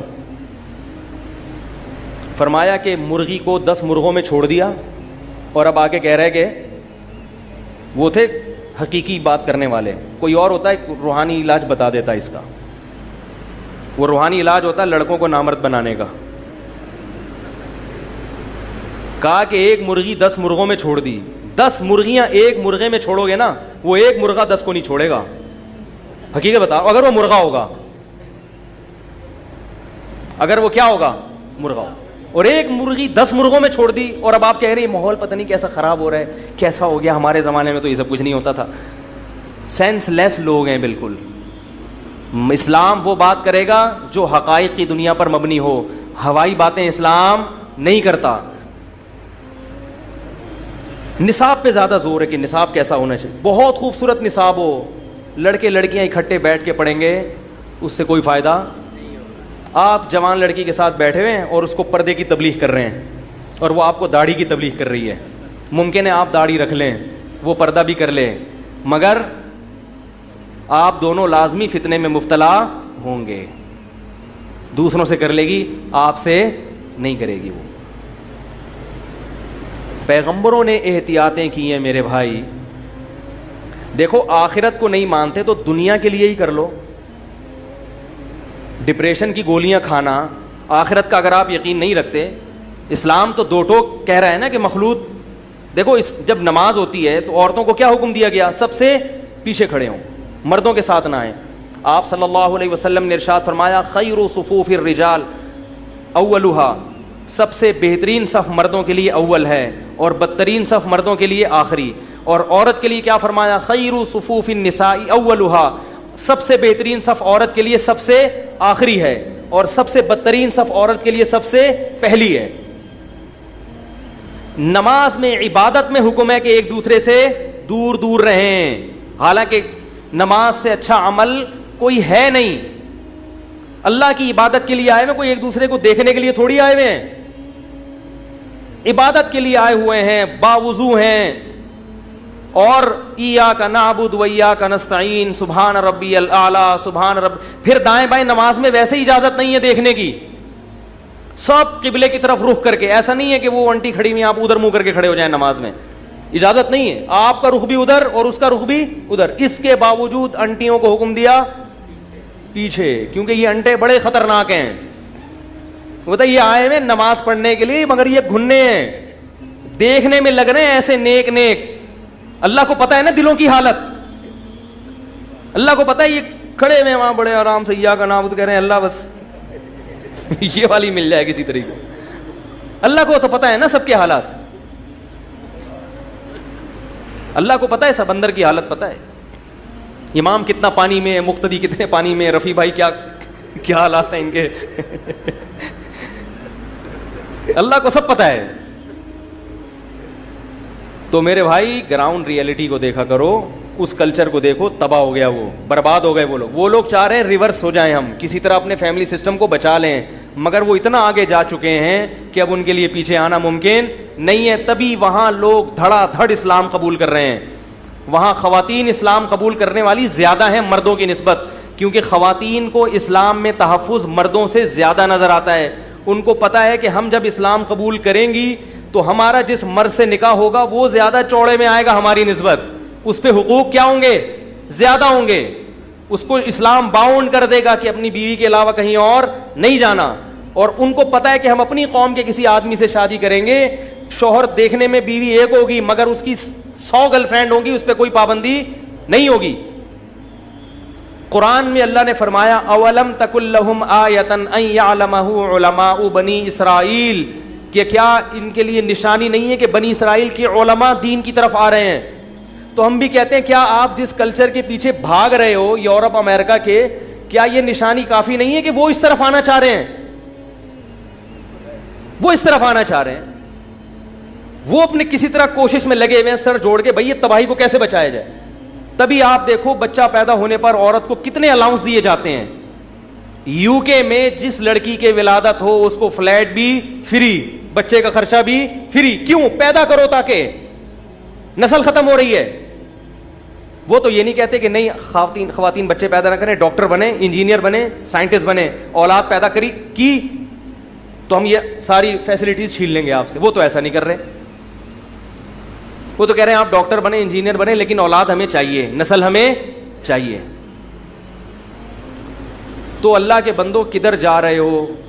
میں یہ تو کے پی کے کا نام لے رہا ہوں, سب سے یہ کہہ رہا ہوں, کراچی والوں سے بھی, پنجاب والوں سے بھی, بلوچستان والوں سے بھی, کہ دیکھو کو ایجوکیشن سسٹم قابل قبول نہیں ہے. کوئی بھی قوم, کوئی بھی سیاسی جماعت کا اگر آپ یہ سمجھتے ہو کہ فیوچر میں کو ایجوکیشن سسٹم کو لے کر آئے گی, آپ اس سے پہلے معاہدے کرواؤ کہ ہم اپنے کلچر کو تباہ ہونے نہیں دیں گے. آپ تو گزر جاؤ گے, آپ کی نسلوں کا بیڑا غرق ہوگا, اور قیامت کے دن یہ نسلیں گریبان پکڑیں گی آپ کا کہ ہمیں کس کے حوالے کر کے گئے تھے, ہمیں کیوں تباہ کر کے گئے تھے. تو میں یہ عرض کر رہا تھا, نماز میں اللہ نے اجازت نہیں دی مرد اور عورت کو ایک ساتھ کھڑے ہونے کی. تو اسلامیات کے گھنٹے میں بھی اگر مرد اور عورت ایک ساتھ بیٹھیں گے, میل ٹیچر فیمیلز کو پڑھا رہے ہیں اور فیمیل ٹیچر میل کو پڑھا رہی ہیں, اور کہتے ہیں ہم براڈ مائنڈڈ لوگ ہیں, ہم مولویوں کی طرح گھٹیا سوچ کے لوگ نہیں ہیں کہ اپنی استانیوں پہ ہمارا دل آ جائے. یہ تھنکنگ ہے لوگوں کی. میں نہیں کہتا, بار بار یہ بات دہرا رہا ہوں کہ ہر ایک خراب, میں نہیں کہتا, میں یہ نہیں کہہ رہا کہ آپ کی کوئی فیمیل ٹیچر ہے تو سب اس کو غلط نیت سے دیکھتے ہوں گے, میں نہیں کہہ رہا. ہر ایک کو ویسے بھی ہر ایک پسند بھی نہیں آتی ہے. یہ جو میں کہہ رہا ہوں نا کہ صفوں میں آ کے خواتین کھڑی ہو جائیں تو ضروری نہیں کہ آپ کو ساری ہی پسند آ رہی ہیں. ہر ایک کو 2-4 ہی ہوتی ہیں جو اس کا دل آ رہا ہو, اور ان کو بھی آپ سب پسند نہیں آؤ گے, ان کو بھی 2-4 ہی ہوں گے جو پسند, لیکن آ رہا ہوگا, مائل ہو رہا ہوگا دل. تو اللہ کا واسطہ, میڈیکل کالج میں میرا کے پی کے میں بیان تھا, ہزارہ میں کہیں یا مردان یونیورسٹی میں, لڑکے جو ہے نا دل کی بات مولویوں سے کر لیتے ہیں, ابا سے نہیں کرتے. باپ اپنے بیٹے کو شریف ہی سمجھتا ہے, اور سمجھنا چاہیے باپ اپنی بیٹی کو شریف ہی سمجھتا ہے. بیٹے کو ذرا کسی مولانا کے پاس بھیجو, بولو جو دل کی بات ہے ان کے سامنے کرو, یہ تمہارا راز فاش نہیں ہے, پھر دیکھو اندر سے کیا نکلے گا اس کے, پھر دیکھو کیا نکلے گا. میڈیکل کالج میں بیان تھا, لڑکوں نے کہا کہ بھائی ہمیں فیمیلز ٹیچر پڑھاتی ہیں, ہمارا دل ان کی طرف بہت زیادہ مائل ہوتا ہے, دماغ میں شہوانی خیالات کا ایک ہجوم ہوتا ہے, کیا کریں؟ تو ہوتا ہے تو پوچھ رہے ہیں نا. آپ کہیں کوئی ایسی رپورٹ نہیں ہے, یہ رپورٹ ہی تو ہے, مشاہدے پر مبنی حقیقت ہے, ہو رہا ہے ان کے دل میں یہ سب کچھ. اور فیمیل ٹیچروں کو بھی اپنے اسٹوڈنٹ سے محبت, میں ایسے کیسے جانتا ہوں, شادی شدہ خاتون اپنے اسٹوڈنٹ پہ عاشق ہو گئی, اس کو خراب کر دیا. یہ سب یہ نارمل ہے, یہ ہوگا, جب یہ ہوگا تو یہ خود بخود ہوگا. تو میرے بھائی اللہ کا واسطہ ایسے تمام کلچر کا بائیکاٹ کرو. اور یہ کام ہوتا ہے اوپر کی سطح پہ. اگر جو آپ کے حکمران ہیں وہ مخلوط اسکول کھول دیں, آپ اس کو روک نہیں سکتے, وہ تو کھولیں گے, سب داخل کریں گے اپنے بچوں کو. تو آپ نے پہلے سے احتجاج کرنا ہے. اگر یہ کام آپ کر لو گے نا, اپنے فیملی سسٹم کو بچا لو گے, تو آگے جتنی بھی برائیاں اس پر متفرع ہوتی ہیں وہ خود بخود ان کا جڑ سے خاتمہ. جو قوم غیرت والی ہوتی ہے وہ مذہب سے لازماً محبت کرتی ہے, وہ لازماً. اور جب ایک دفعہ غیرت ختم ہو گئی تو بس نشہ بھی آئے گا, ڈرگس کا ماحول بھی بنے گا, لڑکیاں چرس پینا آپ تو مجھ سے زیادہ جانتے ہوں گے, کیا لڑکیوں میں چرس ہیروئن نہیں شروع ہو رہی. وہ لڑکیاں پیتی ہیں جو کالج یونیورسٹیاں جاتی ہیں, گھروں میں بیٹھنے والی نہیں پیتی. تعلیمی ادارے تربیت کی واٹ لگا رہے ہیں کہ نہیں لگا رہے؟ یہ تعلیم ہے, یہ قوم ترقی کرے گی. زیادہ تر چرس اور ہیروئن اور ڈرگس جو مختلف قسم کے لیے جا رہے ہیں, یہ وہ لڑکیاں لیتی ہیں جو تعلیمی اداروں میں پڑھتی ہیں, گھروں میں بیٹھنے والی چرسی نہیں ہوتی. اور چرس پہ بڑا اچھا لیبل لگایا ہے. پہلے چرس کوئی پیتا تھا نا, ایک واقعہ میں نے بھی سنا ہے 3-4 دن پہلے کا, گچی پکڑ کے رکھیں وہ رہ نہ جائے کہیں. چرس اور ہیروئن کا جو سیٹ اپ ہے نا, پہلے زمانے میں ہوتا تھا میلے کپڑے پائپ کے اندر اور پائپ اس کے منہ میں, اور چرسی. ابھی ہم کل صدر گئے تھے, وہاں 3 بڑے عرصے کے بعد 3 ہیروئن چی دیکھے میں نے. میں تو کھڑے ہو کر دیکھتا رہا ان کو تھوڑی دیر. 3 ہیروئن چی نظر آئے, ان پہ ترس آ رہا تھا, اور وہ چادر ڈال کے سٹے لگا رہے تھے. ان کی بھی اس لیے دیکھ رہا تھا کہ ان کی بھی ایک عجیب زندگی ہوتی ہے, دنیا اور آخرت سے بالکل بے فکر, پڑے ہوئے ہیں, کوئی غم نہیں. کون مفتی صاحب آئے ہوئے ہیں بھائی. اب ہم جہاں بھی جا رہے ہیں کوئی نہ کوئی دکان والا رہے, مفتی طارق مسعود صاحب السلام, آئیے چائے پیے وغیرہ وغیرہ. چرسیوں کے پاس جاؤ, پہچاننے سے انکار, بولے جاؤ جو ہوگا اپنی جگہ ہوگا. جاؤ. اسی لیے تو پیتے ہیں کہ سارے غم کیا ہوتے ہیں, کھلا. کسی چرسی سے کسی نے پوچھا کہ ہم نے سنا ہے کہ جو چرس پیتا ہے وہ چاند پہ بیٹھا ہوا ہوتا ہے, اپنے آپ کو یہ سمجھتا ہے کہ میں چاند پہ ہوں. تو کہتے اور ابھی کہاں بیٹھا ہوا ہوں, میں چاند پہ ہی تو بیٹھا. تو بات جلدی سے میں سمیٹ کے ختم کرتا ہوں کہ کیا کہہ رہا تھا میں, وہ واقعہ تو ہوا تھا, اس سے پہلے بھی کچھ. ہاں, چرس پہ جو ہے نا لیبل کیا لگا دیا, ڈپریشن کی گولیاں. کیا لگا دیا, ڈپریشن کی گولیاں, اسٹریس دور کرنے کی ٹیبلٹس. ٹھیک ہے, چرس پہ تو نہیں لگائے, اسی قسم کی جو دوائیں ہیں نا ان پہ, نشے کی دوائیں ہیں ان پہ یہ لیبل لگا کے صبح شام پھانک رہے ہیں. تو آپ کو اتنی, جو چرسی کہتا ہے نا یہ پی کے بڑا سکون ملتا ہے, غم دور ہو جاتے ہیں. تو سوال پیدا ہوتا ہے آپ کو اتنے غم ہیں کیوں؟ یہ غم پیدا بھی تو آپ نے کیے ہیں. میں اکثر اپنے ایک دوست کا واقعہ سناتا ہوں, وہ جرمنی میں تھے. کچھ دن پہلے ایک اداکار مجھ سے ملنے کے لیے آیا, بہت بڑا اداکار ہے وہ مجھے کہنے لگا کہ یہ جو فلمی اداکار ہوتے ہیں نا, یہ خاص طور پر انڈین جو ہیں, یہ اکثر اسٹریس میں ہوتے ہیں. یہ جو بالی ووڈ کے مشہور اداکار ہیں وہ سب کو جانتا ہے. اس نے بتایا کہ وہ سارے, سمجھ رہے ہیں, سب پینے پلانے سے شغف رکھتے ہیں کیونکہ ذہنی سکون نہیں ہوتا, تو پیے بغیر سکون نہیں آتا, الا ماشاء اللہ شاید کوئی بچتا ہو. تو میں نے ان کو واقعہ سنایا. میں نے کہا ہمارے ایک دوست جرمنی میں تھے, انہوں نے اپنے پنجاب کی ایک ویڈیو دکھائی کہ شادی میں لڑکے لڑکیاں ڈانس کر رہے ہیں بڑی خوشی خوشی. تو گورا کہنے لگا کہ یہ شراب پی ہے انہوں نے. انہوں نے کہا نہیں, یہ پیتے پیتے ہم مسلمان ہیں, تھوڑا ڈانس وانس کر لیتے ہیں لیکن پیتے نہیں ہیں, حالانکہ ڈانس بھی تو نہیں کرنا چاہیے. تو پنجاب کے تھے, انہوں نے کہا, میں نے ان کو ویڈیو دکھائی کہ دیکھو ہم پنجاب کے, وہ تو خود نہیں ڈانس کرتے, وہ بھی دیندار ہیں, جو کوئی لبرل قسم کے رشتہ دار تھے وہ ڈانس کر رہے تھے. تو وہ انگریز حیران ہو رہا تھا کہ یار یہ پیے بغیر اتنا خوش کیسے ہیں. تو میں نے ان صاحب سے کہا دوبارہ جانا ہونا تو اس گورے سے کہو کہ کچھ ڈانس کیے بغیر بھی بڑے خوش ہوتے ہیں. یہ مولویوں کا طبقہ ہے جو نہ پیتا ہے اور نہ ڈانس کرتے, پھر بھی خوش ہوتا ہے الحمدللہ. تو آپ نے اتنی ٹینشن پالی ہوئی کیوں ہے کہ آپ کو اس ٹینشن کو دور کرنے کے لیے ناچنا بھی پڑتا ہے اور پینا بھی پڑتا ہے. گناہوں سے پاک زندگی گزارو, دین کی طرف آؤ, تو انشاءاللہ سکون کے لیے نہ ڈانس کرنا پڑے گا اور نہ پینا پلانا. اپنے آپ کو لیڈیز سے دور رکھو تو دل خراب ہی نہیں ہوگا. کیا خیال ہے؟ ایسا مخلوط ماحول میں جاؤ ہی نہیں. تو جلدی سے واقعہ سنا دوں, 3 سے 4 دن ہوئے اس واقعے کو. کسی خاتون کا لاہور سے فون آیا کہ میری بہن پڑھتی تھی کالج میں, کو ایجوکیشن میں, ایک لڑکے سے کیا ہو گیا, عشق ہو گیا. لڑکے کو بھی عشق ہو گیا, بات شادی تک چلی گئی. لڑکا تھا 2 نمبر, اس لڑکی 1 نمبر تھی, تبھی اس نے کہا میں شادی کے بغیر قریب آنے نہیں دوں گی. لیکن میں بتا رہا ہوں نا کہ رشتہ داروں میں شادی ہوتی ہے, دیکھے بھالوں میں ہوتی ہے, اس میں پتہ ہوتا ہے. ایک ہوتا ہے عشق پہلے ہو اور پتہ ہی نہیں کہ ہو کس پہ رہا ہے. لڑکیوں کا عشق ہوتا ہے صرف شکل پہ. اس کے ابا کیا کرتے تھے, یہ معذرت کے ساتھ بھنگی تھے, معذرت کے ساتھ, یا کوئی سمجھ رہے ہیں, ان چیزوں سے کوئی واسطہ نہیں ہوتا. شکل ہونی چاہیے اچھی, اسٹائل اچھا ہونا چاہیے.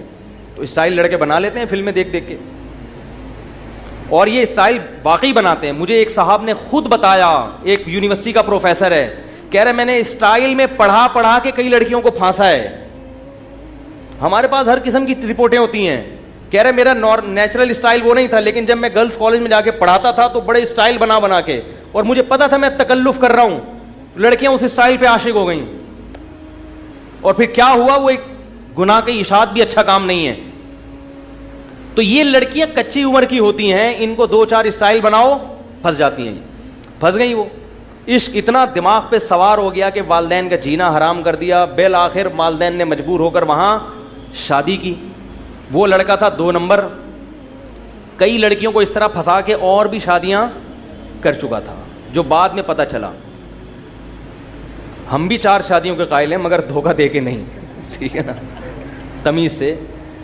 اور پھر اس کو لٹکا دیا. بالآخر اس کو چھوڑ کے چلا گیا جب دل بھر گیا. اب وہ لڑکی کومے میں گئی ہوئی ہے ڈپریشن سے. یہ آپ کی سیاسی تنظیمیں آپ کی اولاد کا یہ حشر فیوچر میں کرنے والی ہیں. اب رو اس پہ رہے ہیں کہ وہ دیکھو لڑکے ایسے فراڈی ہوتے ہیں, دیکھو کیسے ہوتے ہیں, مفتی صاحب آپ بیان کریں, لڑکے دھوکہ دیتے ہیں. میں نے کہا میں اس پہ بیان نہیں کروں گا, میں اس پہ بیان کروں گا کو ایجوکیشن سسٹم غلط ہے. لڑکے تو ہوتے ہیں ہر دور میں, غلط بھی ہوتے ہیں صحیح بھی ہوتے ہیں. یہ اس معاشرے کا جو سیٹ اپ ہے, اس کی جڑ کو کیا ہونا چاہیے, ختم. نہیں آ رہی بات سمجھ میں؟ تو اللہ کے واسطے ایسی تنظیموں کو, ایسی سیاسی جماعتوں کو ووٹ نہ دیں جو آپ کے معاشرے میں بے حیائی پھیلا رہے ہیں. اور اگر آپ ان کو اپنے فیوچر کے لیے بہتر سمجھتے ہو تو پھر ان سے پہلے ایگریمنٹ لو کہ ہم آپ کو اس شرط پہ ووٹ دیں گے کہ لڑکے لڑکیوں کے مخلوط اجتماع نہیں ہوں گے. ہماری بیٹیاں ہیں, غیرت مند لوگوں کی غیرت مند اولادیں ہیں, ہم بے حیا نہیں. ہمیں کچی سڑکوں پہ گزارا کر لیں گے, لوڈ شیڈنگ پہ گزارا کر لیں گے, کھارا پانی پی کے مر جائیں گے, مگر اپنی بیٹیوں کا گھروں سے بھاگنا, لڑکوں سے زنا کرنا, لڑکوں سے دوستیاں لگانا اور مادر پدر آزاد ہونا, یہ بغیرتی والا سسٹم ہمیں قبول, بولو نا بھائی, نہیں ہے. کریں گے آپ لوگ بھی کوشش کریں گے نہیں کریں گے؟ اس کی بھی بات چلاؤ بھائی. جو اپر لیول پہ جو لوگ ہیں ان کی زیادہ ذمہ داری بنتی ہے. اللہ تعالیٰ ہم پر بعض دفعہ چیزیں حرام کی جاتی ہیں, جیسے قسم اٹھا کے. اس کی میں نے مثال دی تھی کہ جیسے نبی صلی اللہ علیہ وسلم نے قسم اٹھا لی تھی میں شہد نہیں پیوں گا.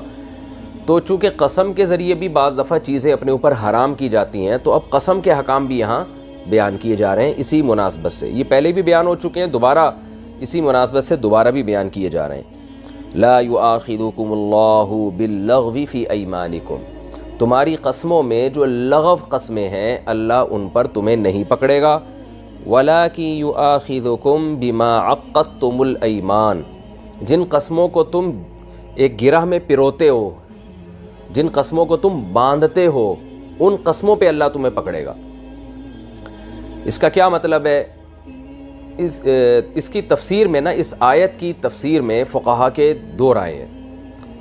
امام ابو حنیفہ رحمہ اللہ تعالیٰ کے نزدیک یعنی دو قسمیں یہاں بیان ہوئی ہیں کہ ایک کو لغو کہا گیا ہے، لغو کا مطلب بیکار، جس پر کوئی اثر ہی مرتب نہ ہو رہا ہو، اور دوسرا جس کو وہ یمین جس کو باندھا جائے، جس کو یمین منعقدہ کہا جاتا ہے، یعنی وہ یمین جو منعقد ہو جاتی ہے، اس کے دنیاوی احکام بھی ہوتے ہیں، اخروی احکام بھی ہوتے ہیں۔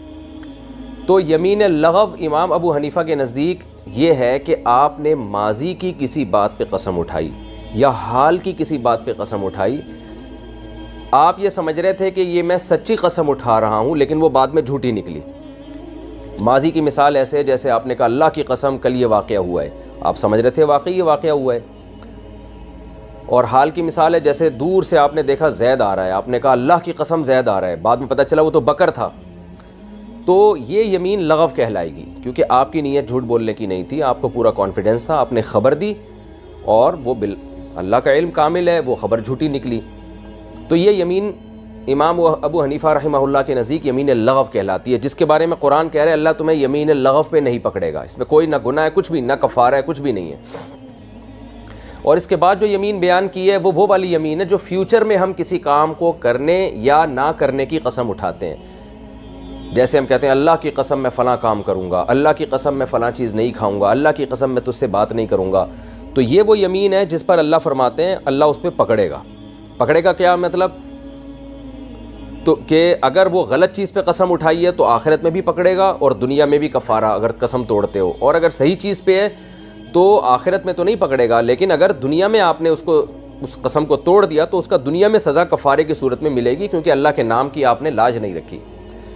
تو یہ امام ابو حنیفہ کے نزدیک تفسیر ہے۔ اور امام شافعی اور دیگر فقہا کے نزدیک جو اس آیت کی تفسیر ہے وہ یہ ہے کہ اللہ تمہیں لغو یمین پہ نہیں پکڑے گا۔ وہ کہتے ہیں کہ لغو میں فیوچر کی قسم بھی داخل ہے، ماضی کی بھی داخل ہے، حال کی بھی داخل ہے، لیکن وہ فیوچر کی جس میں قسم اٹھانے والے کی نیت قسم کے منعقد کرنے کی نہ ہو، بس وہ ویسے ہی ایک عرف میں رواج چل پڑا ہے اللہ کی قسم میں یوں کروں گا، اللہ کی قسم میں یوں کروں گا۔ تو اب امام شافعی کے یہاں اس کا کیا مطلب ہوا؟ ایک آدمی نے ماضی میں قسم اٹھائی اللہ کی قسم کل یہ واقعہ ہوا ہے، اس کا خیال تھا واقعی یہ واقعہ ہوا ہے، بعد میں پتہ چلا نہیں ہوا، تو یہ بھی یمین لغو ہے۔ وہ کہتا ہے اللہ کی قسم دیکھو زید آ رہا ہے، بعد میں پتہ چلا وہ تو بکر ہے، اب اس بیچارے کو تو نہیں پتہ تھا، یہ تو کانفیڈنس کے ساتھ کہہ رہا تھا، تو یہ بھی یمین لغو ہے۔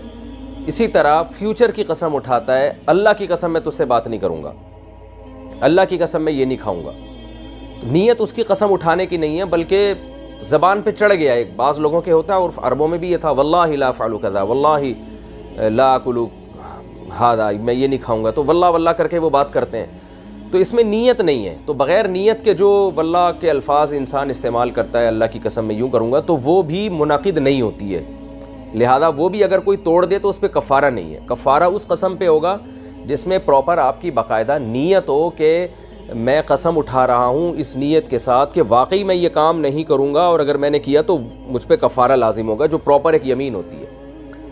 تو یہ ایک بڑا اختلاف ہے، ہمیشہ سے چلا آ رہا ہے، صحابہ میں بھی تھا، تابعین میں بھی تھا۔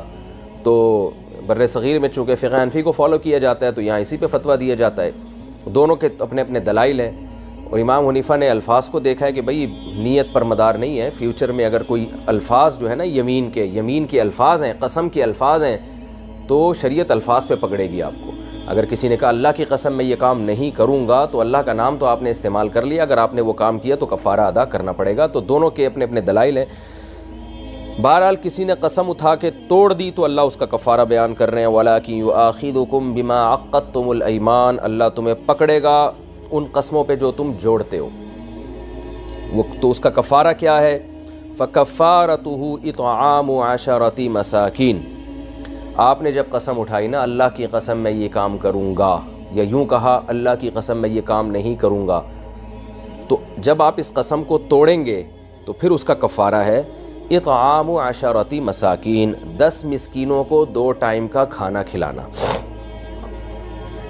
من اوسط ما تطعمون اہلیکم، کھانے کا معیار کیا ہونا چاہیے؟ اتنا کم معیار کا کھانا نہ ہو جو تم عام طور پر اپنے گھر والوں کو نہیں کھلاتے. یعنی ایک درمیانے درجے کا آدمی وہ بہت ہی غریبوں کا کھانا ہوتا ہے. جیسے کوئی بیچارہ جو ہے کوئی جو کی روٹی پانی کے ساتھ کھا رہا ہو, تو یہ بہت ہی غریب لوگوں کا کھانا ہوتا ہے. درمیانے درجے کا کھانا ہونا چاہیے.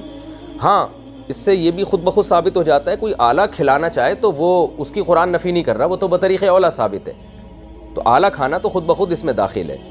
تو درمیانے درجے کا کھانا کم از کم ہونا چاہیے. یہ کم سے کم معیار بیان کیا جا رہا ہے. او کسوتہم, یا 10 غریبوں کو لباس پہنایا جائے, جو پراپر ڈریس جس زمانے میں بھی عرف ہوتا ہے وہ والا ڈریس ان کو پہنایا جائے. او تحریر رقبہ, یا ایک غلام کو آزاد کرایا جائے. یہ قسم کا کفارہ ہے. فمن لم یجد, جو یہ تینوں چیزیں نہ پائے, اتنا غریب ہو کہ 10 غریبوں کو 2 ٹائم کا کھانا نہیں کھلا سکتا, اتنا غریب ہے کہ 10 غریبوں کو کپڑا بھی نہیں پہنا سکتا, اور غلام بھی نہیں ہے اس کے پاس کہ اس کو آزاد کر لے, تو پھر اللہ فرماتے ہیں فمن لم یجد, جو یہ چیزیں نہیں پاتا, فصیام 3 ایام, تو پھر 3 روزے رکھے وہ. ذالک کفارۃ ایمانکم اذا حلفتم, اے ایمان والو جب تم قسم اٹھاؤ تو یہ تمہاری قسموں کا کفارہ ہے. واحفظوا ایمانکم, لیکن اپنی قسموں کی حفاظت کیا کرو, قسمیں کھا کے توڑا نہ کرو. کذالک یبین اللہ لکم آیاتہ, اس طرح اللہ تعالیٰ اپنی آیات تمہارے سامنے کھول کھول کے بیان کرتا ہے. لعلکم تشکرون, تاکہ تم شکر ادا کرو. اب یہاں قسم سے متعلق یہ مسئلہ, اس میں بھی امام ابو حنیفہ اور جمہور, یہ جو یعنی قسم کا کفارہ کی ڈیٹیل تو آپ کے سامنے آ گئی ہے کہ قسم کھا کے اگر کوئی توڑ دے تو 10 غریبوں کو 2 ٹائم کا کھانا کھلائے گا, اور یا کپڑے پہنائے گا, یا ایک غلام آزاد کرے گا, اور جو یہ سب کچھ نہ کر سکے 3 روزے رکھے گا. یہاں تک تو تمام فقہا کا اتفاق ہے کہ جس نے یہ عمل کر لیا اس کا کفارہ ادا ہو گیا, کیونکہ یہ تو قرآن خود بیان کر رہا ہے. البتہ ہم جب ڈیپ میں جاتے ہیں تو پھر ان میں قسم کے کفارے کی ادائیگی میں اور بھی طریقوں سے ادائیگی ہو سکتی ہے یا نہیں ہو سکتی. اس میں پھر جمہور فقہا یعنی امام مالک, امام شافعی اور امام احمد بن حنبل ایک طرف ہیں, اور امام ابو حنیفہ ایک دوسری طرف ہیں. تو وہ چند اختلافی مسائل, ان سے بھی بہت زیادہ لوگوں کو واسطہ پڑتا ہے, تو وہ بھی میں آپ کے سامنے پیش کر دیتا ہوں. پہلا اختلاف تو یہاں یہ شروع ہوتا ہے کہ اگر کسی نے فیوچر کی قسم اٹھائی, بلکہ سب سے پہلا اختلاف وہ شروع ہوگا کہ یمین لغو اور منعقدہ کہتے کس کو ہیں. تو نمبر سے آپ اس طرح سے اس کو یاد کر سکتے ہیں. پہلا اختلاف کہ فیوچر کی قسم کسی نے اٹھائی کہ اللہ کی قسم میں یہ کام کروں گا, تو نیت اس کی اگر نہ بھی ہو تو قسم منعقد ہو جائے گی, جبکہ امام شافعی اور دیگر فقہا کے نزدیک نیت اگر نہیں ہے تو قسم منعقد نہیں ہوگی. امام ابو حنیفہ الفاظ کو دیکھتے ہیں اور وہ الفاظ کے ساتھ ساتھ نیت کو بھی دیکھتے ہیں. تو پہلا اختلاف یہ ہے. دوسرا اختلاف یہ ہے, اگر کسی نے قسم اٹھا لی, مثال کے طور پر قسم اٹھائی کہ میں اللہ کی قسم اٹھا کے کہتا ہوں کہ میں زید سے بات نہیں کروں گا. اب وہ چاہتا ہے کہ زید سے بات کر لے, تو امام ابو حنیفہ کہتے ہیں کہ قسم توڑے گا پہلے, کفارہ بعد میں ادا کرے گا. اگر قسم توڑنے سے پہلے کفارہ ادا کر لیا اور پھر قسم توڑی تو وہ کفارہ کالعدم ہے. جبکہ دیگر فقہا یہ کہتے ہیں کہ اگر کسی نے قسم اٹھائی کہ میں زید سے بات نہیں کروں گا اور اب اس کا بات کرنے کا ارادہ ہو گیا ہے, تو وہ کفارہ پہلے ادا کر لے تو بھی بات کرنا اس کے لیے جائز ہو جائے گا, اور بات جب کرے گا تو دوبارہ کفارہ دینے کی ضرورت نہیں ہے. اور یہ اختلاف در حقیقت کیوں ہوا؟ قرآن کیا کہہ رہا ہے؟ ذالک کفارۃ ایمانکم اذا حلفتم, جب تم قسم اٹھاؤ تو یہ تمہاری قسموں کا کفارہ ہے. تو اس کے ظاہری آیت سے امام شافعی دلیل پکڑتے ہیں کہ بھئی قسم اٹھا لو گے تو ہی کفارہ ہے, جبکہ امام حنیفہ کہتے ہیں کہ قسم اٹھانا کفارے کا سبب نہیں ہے, کفارہ قسم توڑنے کی وجہ سے واجب ہو رہا ہے. تو یہ جو اذا حلفتم قرآن کہہ رہا ہے نا کہ جب تم قسم اٹھاؤ تو اس کا کفارہ یہ ہے, تو مطلب یہ ہے کہ قسم اٹھاؤ, کفارہ جب اس قسم کے خلاف چلو, اس لیے کہ جب خلاف ہی نہیں چلو گے تو کفارہ کیسے ہوگا؟ کیونکہ قسم اٹھانا بذات خود تو کوئی بری چیز نہیں ہے, قسم توڑنا برا کام ہے, اور سزا قسم توڑنے کی ملتی ہے, قسم اٹھانے کی نہیں ملتی. اور دونوں کے اپنے اپنے دلائل ہیں, دونوں طرف ہمیں صحابہ کے اقوال بھی ملتے ہیں. تو امام ابو حنیفہ رحمہ اللہ تعالیٰ کی دلیل یہ ہے کہ سبب سے پہلے وجود نہیں پایا جاتا کسی چیز کا. جب تک کوئی جرم ہی نہیں ہے. اس کی مثال ایسے ایک آدمی نبی نے زنا کیا نہیں ہے اور 100 کوڑے پہلے مروا دیے اپنے اور پھر جا کے زنا کرے گا, تو وہ 100 کوڑے کی کوئی حیثیت نہیں ہے, اس لیے کہ زنا کی سزا 100 کوڑے ہے نا, جب وہ سبب ہی منعقد نہیں ہوا. اس کی ایک اور مثال ہم دے سکتے ہیں کہ نمازوں کی مثال ہے کہ نماز سبب ہے ظہر کا, ظہر کا وقت داخل ہوگا تو نماز آپ پر واجب ہوگی. جب تک واجب ہی نہیں ہوئی آپ نماز پڑھو گے تو نماز کالعدم ہے, وہ ظہر سے پہلے آپ پڑھ لو گے.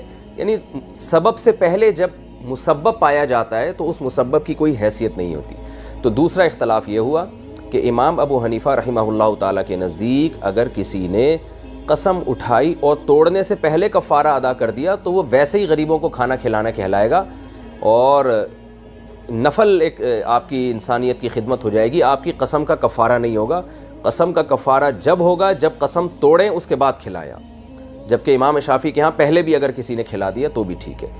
2 اختلافات ہو گئے. تیسرا اختلاف, یہاں قرآن مجید نے کہا ہے کہ اطعام 10 مساکین, 10 غریبوں کو کھانا کھلانا, اور اس میں 2 ٹائم کا کھانا مراد ہے. اس پر بھی امت کا اجماع ہے, کیونکہ کھانے سے مراد دن بھر کی ضرورت پوری ہو اس کی, تو 2 ٹائم کا کھانا اس میں داخل ہے.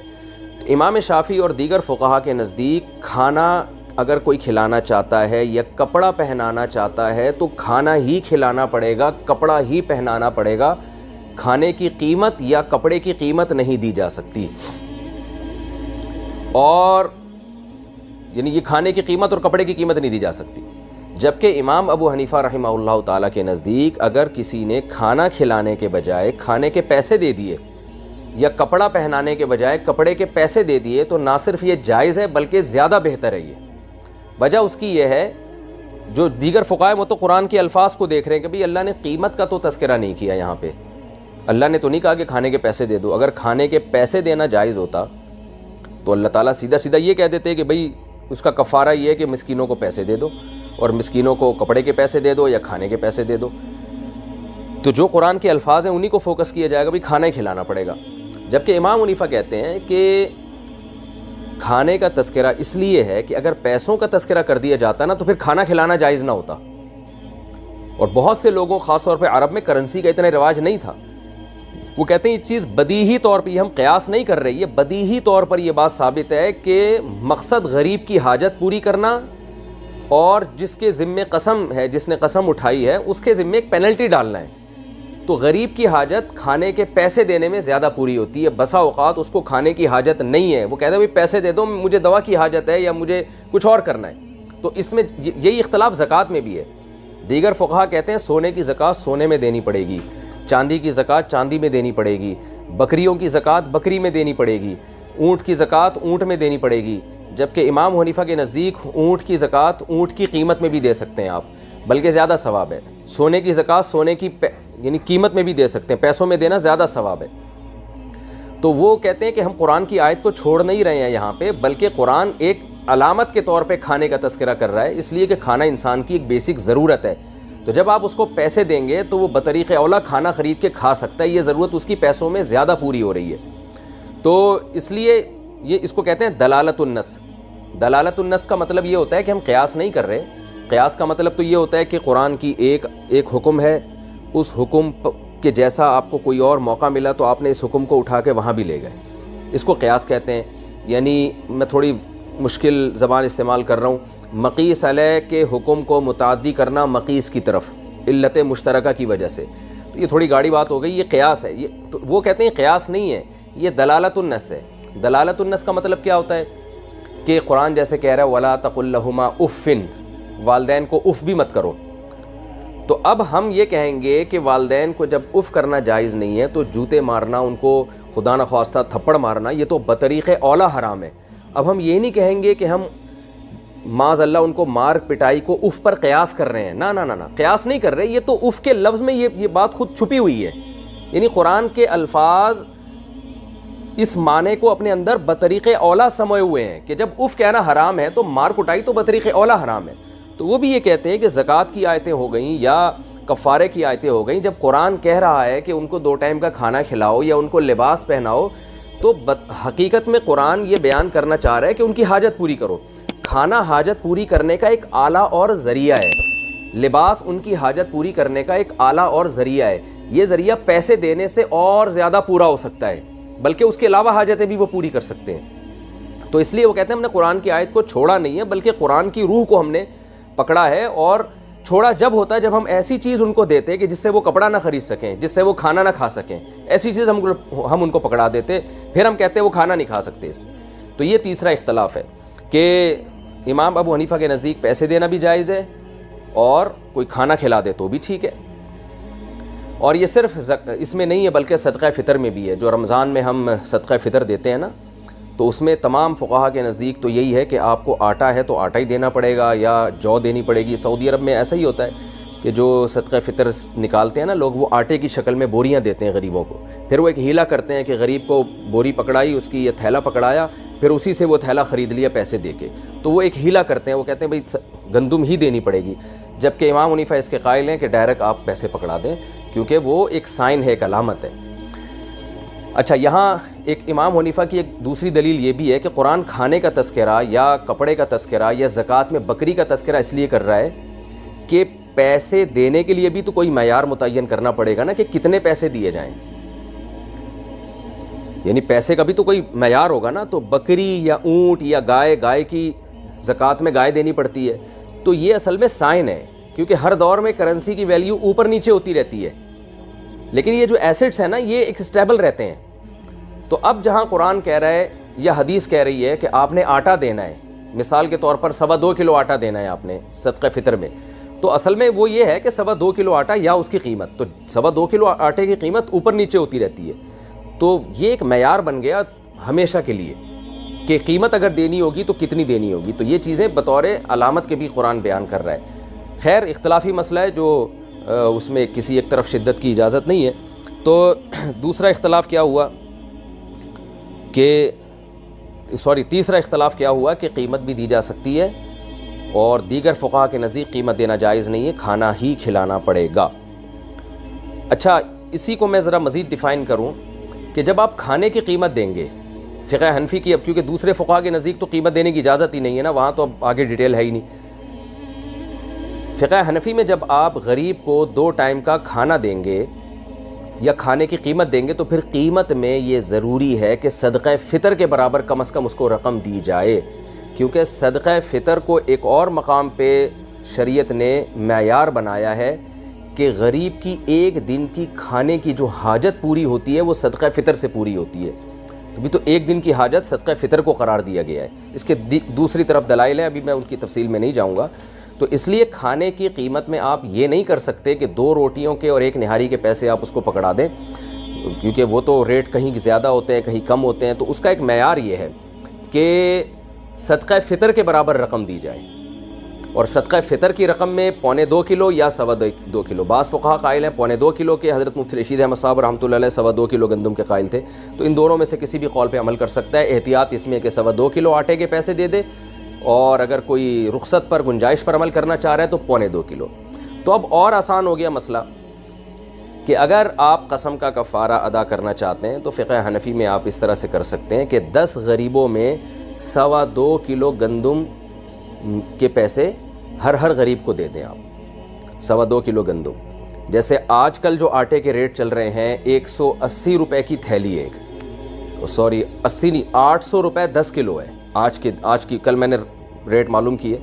800 روپے کا 10 کلو آٹا مل رہا ہے. اچھا, اس میں ریٹیل پرائز ہوں گے, اس میں ہول سیل ریٹ والا آٹا شامل نہیں ہوگا. 800 روپے کا 10 کلو آٹا ہے, تو 800 روپے کا 10 کلو آٹے کا مطلب یہ ہوا کہ آٹا ہو گیا 80 روپے کلو.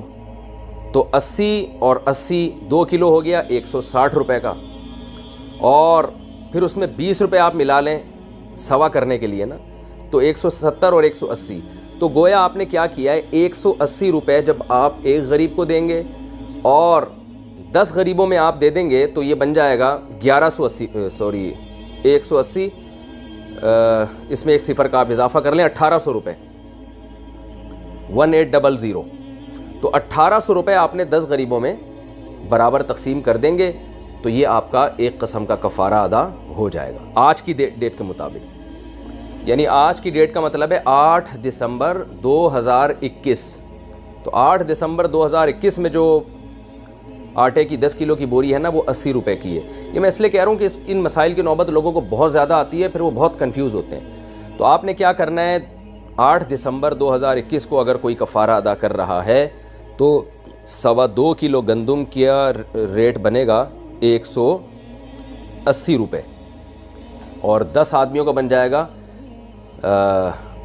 1800 روپے. تو 1800 روپے جب آپ 10 فقیروں میں ڈیوائڈ کر دیں گے تو آپ کا کفارہ ادا ہو جائے گا. تو یہ یعنی فقہ حنفی کے مطابق, میں مزید پھر ڈیٹیل آپ کو بتا رہا ہوں کہ اس طرح سے بھی ادا ہو سکتا ہے. آپ ڈائریکٹ گندم دینا چاہیں تو بھی ادا ہو سکتا ہے. یعنی آپ نے 2.25 کلو کی بوریاں آٹے کی تھیلیاں بنوا کے 10 غریبوں میں بانٹ دیں تو بھی ادا ہو جائے گا.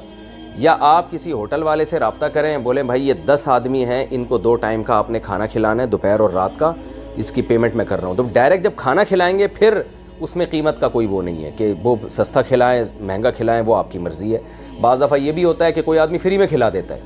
مثال کے طور پر آپ نے ایک سیٹھ صاحب سے کہا کہ سیٹھ صاحب میں نے قسم کا کفارہ ادا کرنا ہے, یا اس کو بتانے کی ضرورت بھی نہیں ہے.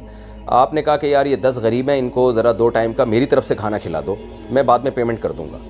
اس نے آپ کی طرف سے ان کو 2 ٹائم کا کھانا کھلا دیا. اب وہ کہہ رہے نہیں وہ میں نہیں پیمنٹ لوں گا آپ کی, بس میں نے معاف کیا, تو بھی کفارہ ادا ہو جائے گا. کیونکہ جب ڈائریکٹ کھانا کھلا رہے ہیں تو پھر اس میں قیمت نہیں دیکھی جاتی, تو کتنے کا کھلایا کیا کھلایا یہ نہیں. جب آپ قیمت دیں گے تو پھر آپ کو صدقہ فطر کے برابر رقم کم سے کم دینی پڑے گی. اور اگر آپ نے کسی کو یہ کہا کہ میری طرف سے صدقہ فطر کے برابر رقم 10 غریبوں میں بانٹ دو میری طرف سے, اس نے بانٹ دی, بعد میں وہ آپ سے کہہ رہے ہیں میں آپ سے پیسے نہیں لے رہا, تو بھی کفارہ ادا ہو گیا. اس لیے کہ پھر یہ سمجھا جائے گا کہ اس نے یہ آپ کی طرف سے ادا کیا ہے.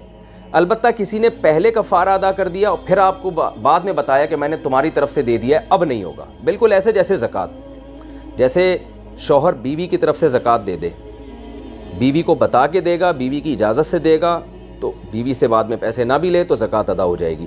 بیوی کو بتائے بغیر شوہر نے زکوٰۃ دے دی بیگم کی طرف سے, بیگم کو پتہ ہی نہیں ہے, بعد میں بیگم کو جب پتہ چلے گا تو زکوٰۃ ادا نہیں ہوگی. اس لیے کہ ان میں نیت کرنا بہرحال پہلے ضروری ہے.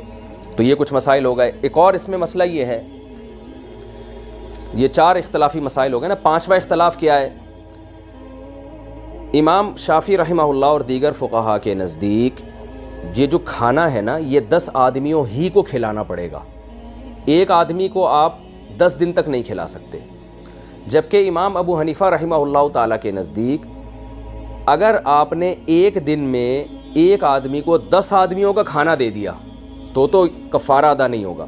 لیکن اگر ایک فقیر کو آپ نے 10 دنوں میں ڈیوائڈ کر کے کھلایا ہے تو پھر کفارہ ادا ہو جائے گا, اور یہ ایک فقیر 10 فقیر ہی سمجھے جائیں گے. دلیل اس کی ہے, وہ کہتے ہیں کہ اس قسم کی آیتوں کا اصل مطلب یہ ہے کہ ایک غریب آدمی کی ایک دن کی حاجت پوری ہو. تو جب آپ نے اس غریب کی آج کی حاجت پوری کی ہے تو کل کے دن یہ غریب یہ والا نہیں ہے, یہ حقیقت میں کوئی اور غریب ہے, اس لیے کہ یہ بھی دوسرے غریبوں کی طرح ایک غریب ہے. تو اس کی 10 دنوں میں کی اگر آپ حاجت پوری کرتے ہیں تو یہ ایسے ہی ہے جیسے ایک دن میں آپ نے 10 غریبوں کی حاجت پوری کر دی, تو حکماً اس کو الگ مسکین سمجھا جائے گا. ہاں ایک ہی دن میں آپ نے اس کو 10 آدمیوں کا کھانا اس کے سامنے رکھ دیا تو پھر نہیں ہوگا. تو اسی طرح صدقہ فطر آپ نے 1800 روپے ایک دن میں ایک غریب کو دے دیے تو یہ ایک ہی غریب سمجھا جائے گا. لیکن آپ نے اس کو 10 دنوں میں ڈیوائڈ کر کے دیے تو پھر یوں ہی سمجھا جائے گا کہ آپ نے 10 غریبوں کو صدقہ فطر اس میں تقسیم کیا. یعنی 24 گھنٹے کے بعد وہ غریب حقیقت میں تو وہی ہے لیکن اس کا حکم چینج ہو جائے گا, وہ اگلا غریب سمجھا جائے گا. تو یہ بھی جمہور سے امام حنیفہ کی رائے مختلف ہے, اور فقہ حنفی میں اسی پہ فتویٰ دیا جاتا ہے. اس میں لوگوں کی آسانی بھی ہے اور مقصد یہی ہے کہ بھئی یہ غریب کو آپ 10 دنوں میں دیں یا 10 غریبوں کو ایک دن میں کھلا دیں تو ایک ہی بات ہے. یہ ایک مسئلہ تو یہ ہو گیا. ایک اور اختلاف کہ اگر ایک غریب کو آپ نے 10 غریبوں کو آپ نے دوپہر اور رات کا کھانا کھلایا تو سب کے نزدیک کفارہ ادا ہوگا. لیکن آپ نے دوپہر اور رات کا نہیں کھلایا, آپ نے 10 غریبوں کو آج دوپہر کا کھلایا پھر اگلے دن دوپہر کا کھلا دیا تو بھی جمہور کے نزدیک کفارہ ادا نہیں ہوتا, لیکن فقہ حنفی میں تو بھی کفارہ ادا ہو جاتا ہے. یعنی 2 ٹائم کا کھانا ضروری ہے, وہ ایک دن میں ضروری نہیں ہے. تو آج بھی دے سکتے ہیں ایک ٹائم کا. افضل تو یہی ہے, بہتر تو یہی ہے کہ ایک دن میں دو ٹائم کا کھانا آپ اس کو کھلائیں. لیکن بعض دفعہ اس پر عمل بہت مشکل ہو جاتا ہے. وہ دوسرا ٹائم کا کھانا کہیں اور سے کھا کے بیٹھا ہوتا ہے, یا اس کے پاس اس کا دل نہیں چاہ رہا ہوتا تو بہت سارے آزار انسان کو آ سکتے ہیں. تو اگر کسی نے 2 ٹائم کا کھلا دیا لیکن دوپہر اور رات کا نہیں, دوپہر اور اگلے دن دوپہر کا, یا رات اور اگلے دن رات کا, یا صبح اور اگلے دن شام کا, تو کسی بھی طرح سے 2 ٹائم کا کھانا جب پورا ہوگا تو وہ کفارہ ادا اس کا ہو جائے گا. شرط یہ ہے کہ جس غریب کو آج کھلایا ہے اگلے ٹائم کا بھی اسی غریب کو کھلانا پڑے گا, اس کے علاوہ کو کھلانے سے ادا نہیں ہوگا. اور یہ بھی ایک اختلاف تھا جو میں نے آپ کے سامنے پیش کیا. اچھا, اس میں کچھ چیزیں ایسی بھی ہیں جن میں سب کا اتفاق ہے. وہ تو ایک تو یہ کہ اگر اس طریقے سے کوئی ادا کرے گا تو سب کے نزدیک کفارہ ادا ہو جائے گا کھانا کھلانے سے. جب آپ کھانا کھلائیں گے تو اس میں یہ بھی ضروری ہے تمام فقہا کے نزدیک کہ اس میں ایک بہت چھوٹا بچہ نہیں ہونا چاہیے, کیونکہ بہت چھوٹا بچہ اگر ہوگا نا تو لوگ پھر کیا کریں گے, 5-5 سال کے 10 بچے بلا کے کھلا دیں گے, وہ تو آدھے روٹی بھی نہیں کھاتے. تو اس سے ان کا پیٹ تو بھرے گا, لیکن جو کفارہ کی سزا ہے جو ملنی چاہیے تھی کفارہ ادا کرنے والے کو کہ اس کی جیب سے کچھ پیسہ خرچ ہو, وہ سزا کامل طور پر نہیں ہوگی.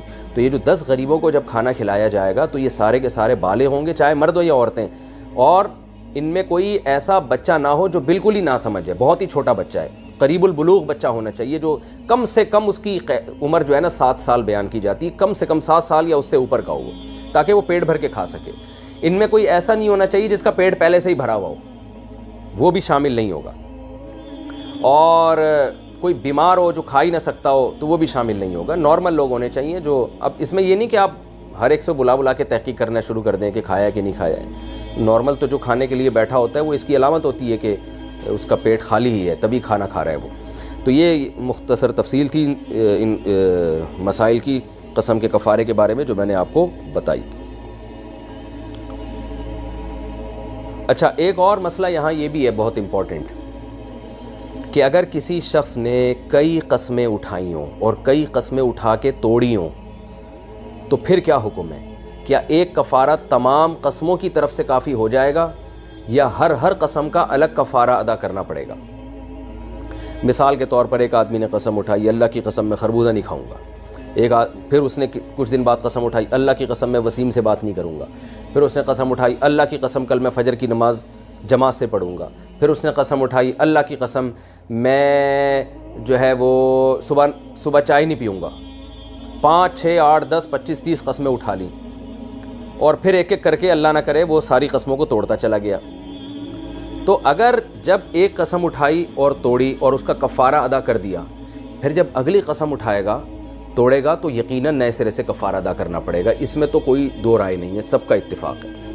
لیکن قسمیں اٹھائے جا رہا ہے, آخر میں آ کے ساری قسمیں اس نے توڑی اور کفارہ کسی کا بھی ادا نہیں کیا. اب آخر میں آ کے وہ ایک کفارہ ادا کرتا ہے ساری قسموں کی طرف سے, تو کیا یہ ساری قسموں کی طرف سے ایک کفارہ کافی ہو جائے گا؟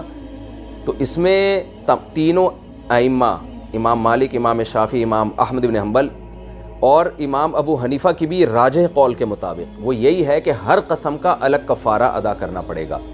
لیکن فقہ حنفی میں ایک قول یہ بھی ہے کہ اگر تمام قسموں کی طرف سے ایک کفارہ ادا کر دیا جائے آخر میں تو بھی اللہ کی رحمت سے امید ہے کہ وہ معاف ہو جائے گا. لیکن یہ قول دلیل کے لحاظ سے کمزور ہے, مضبوط نہیں ہے. دونوں قولوں کی دلیل کیا ہے یہ بھی میں بتا دوں.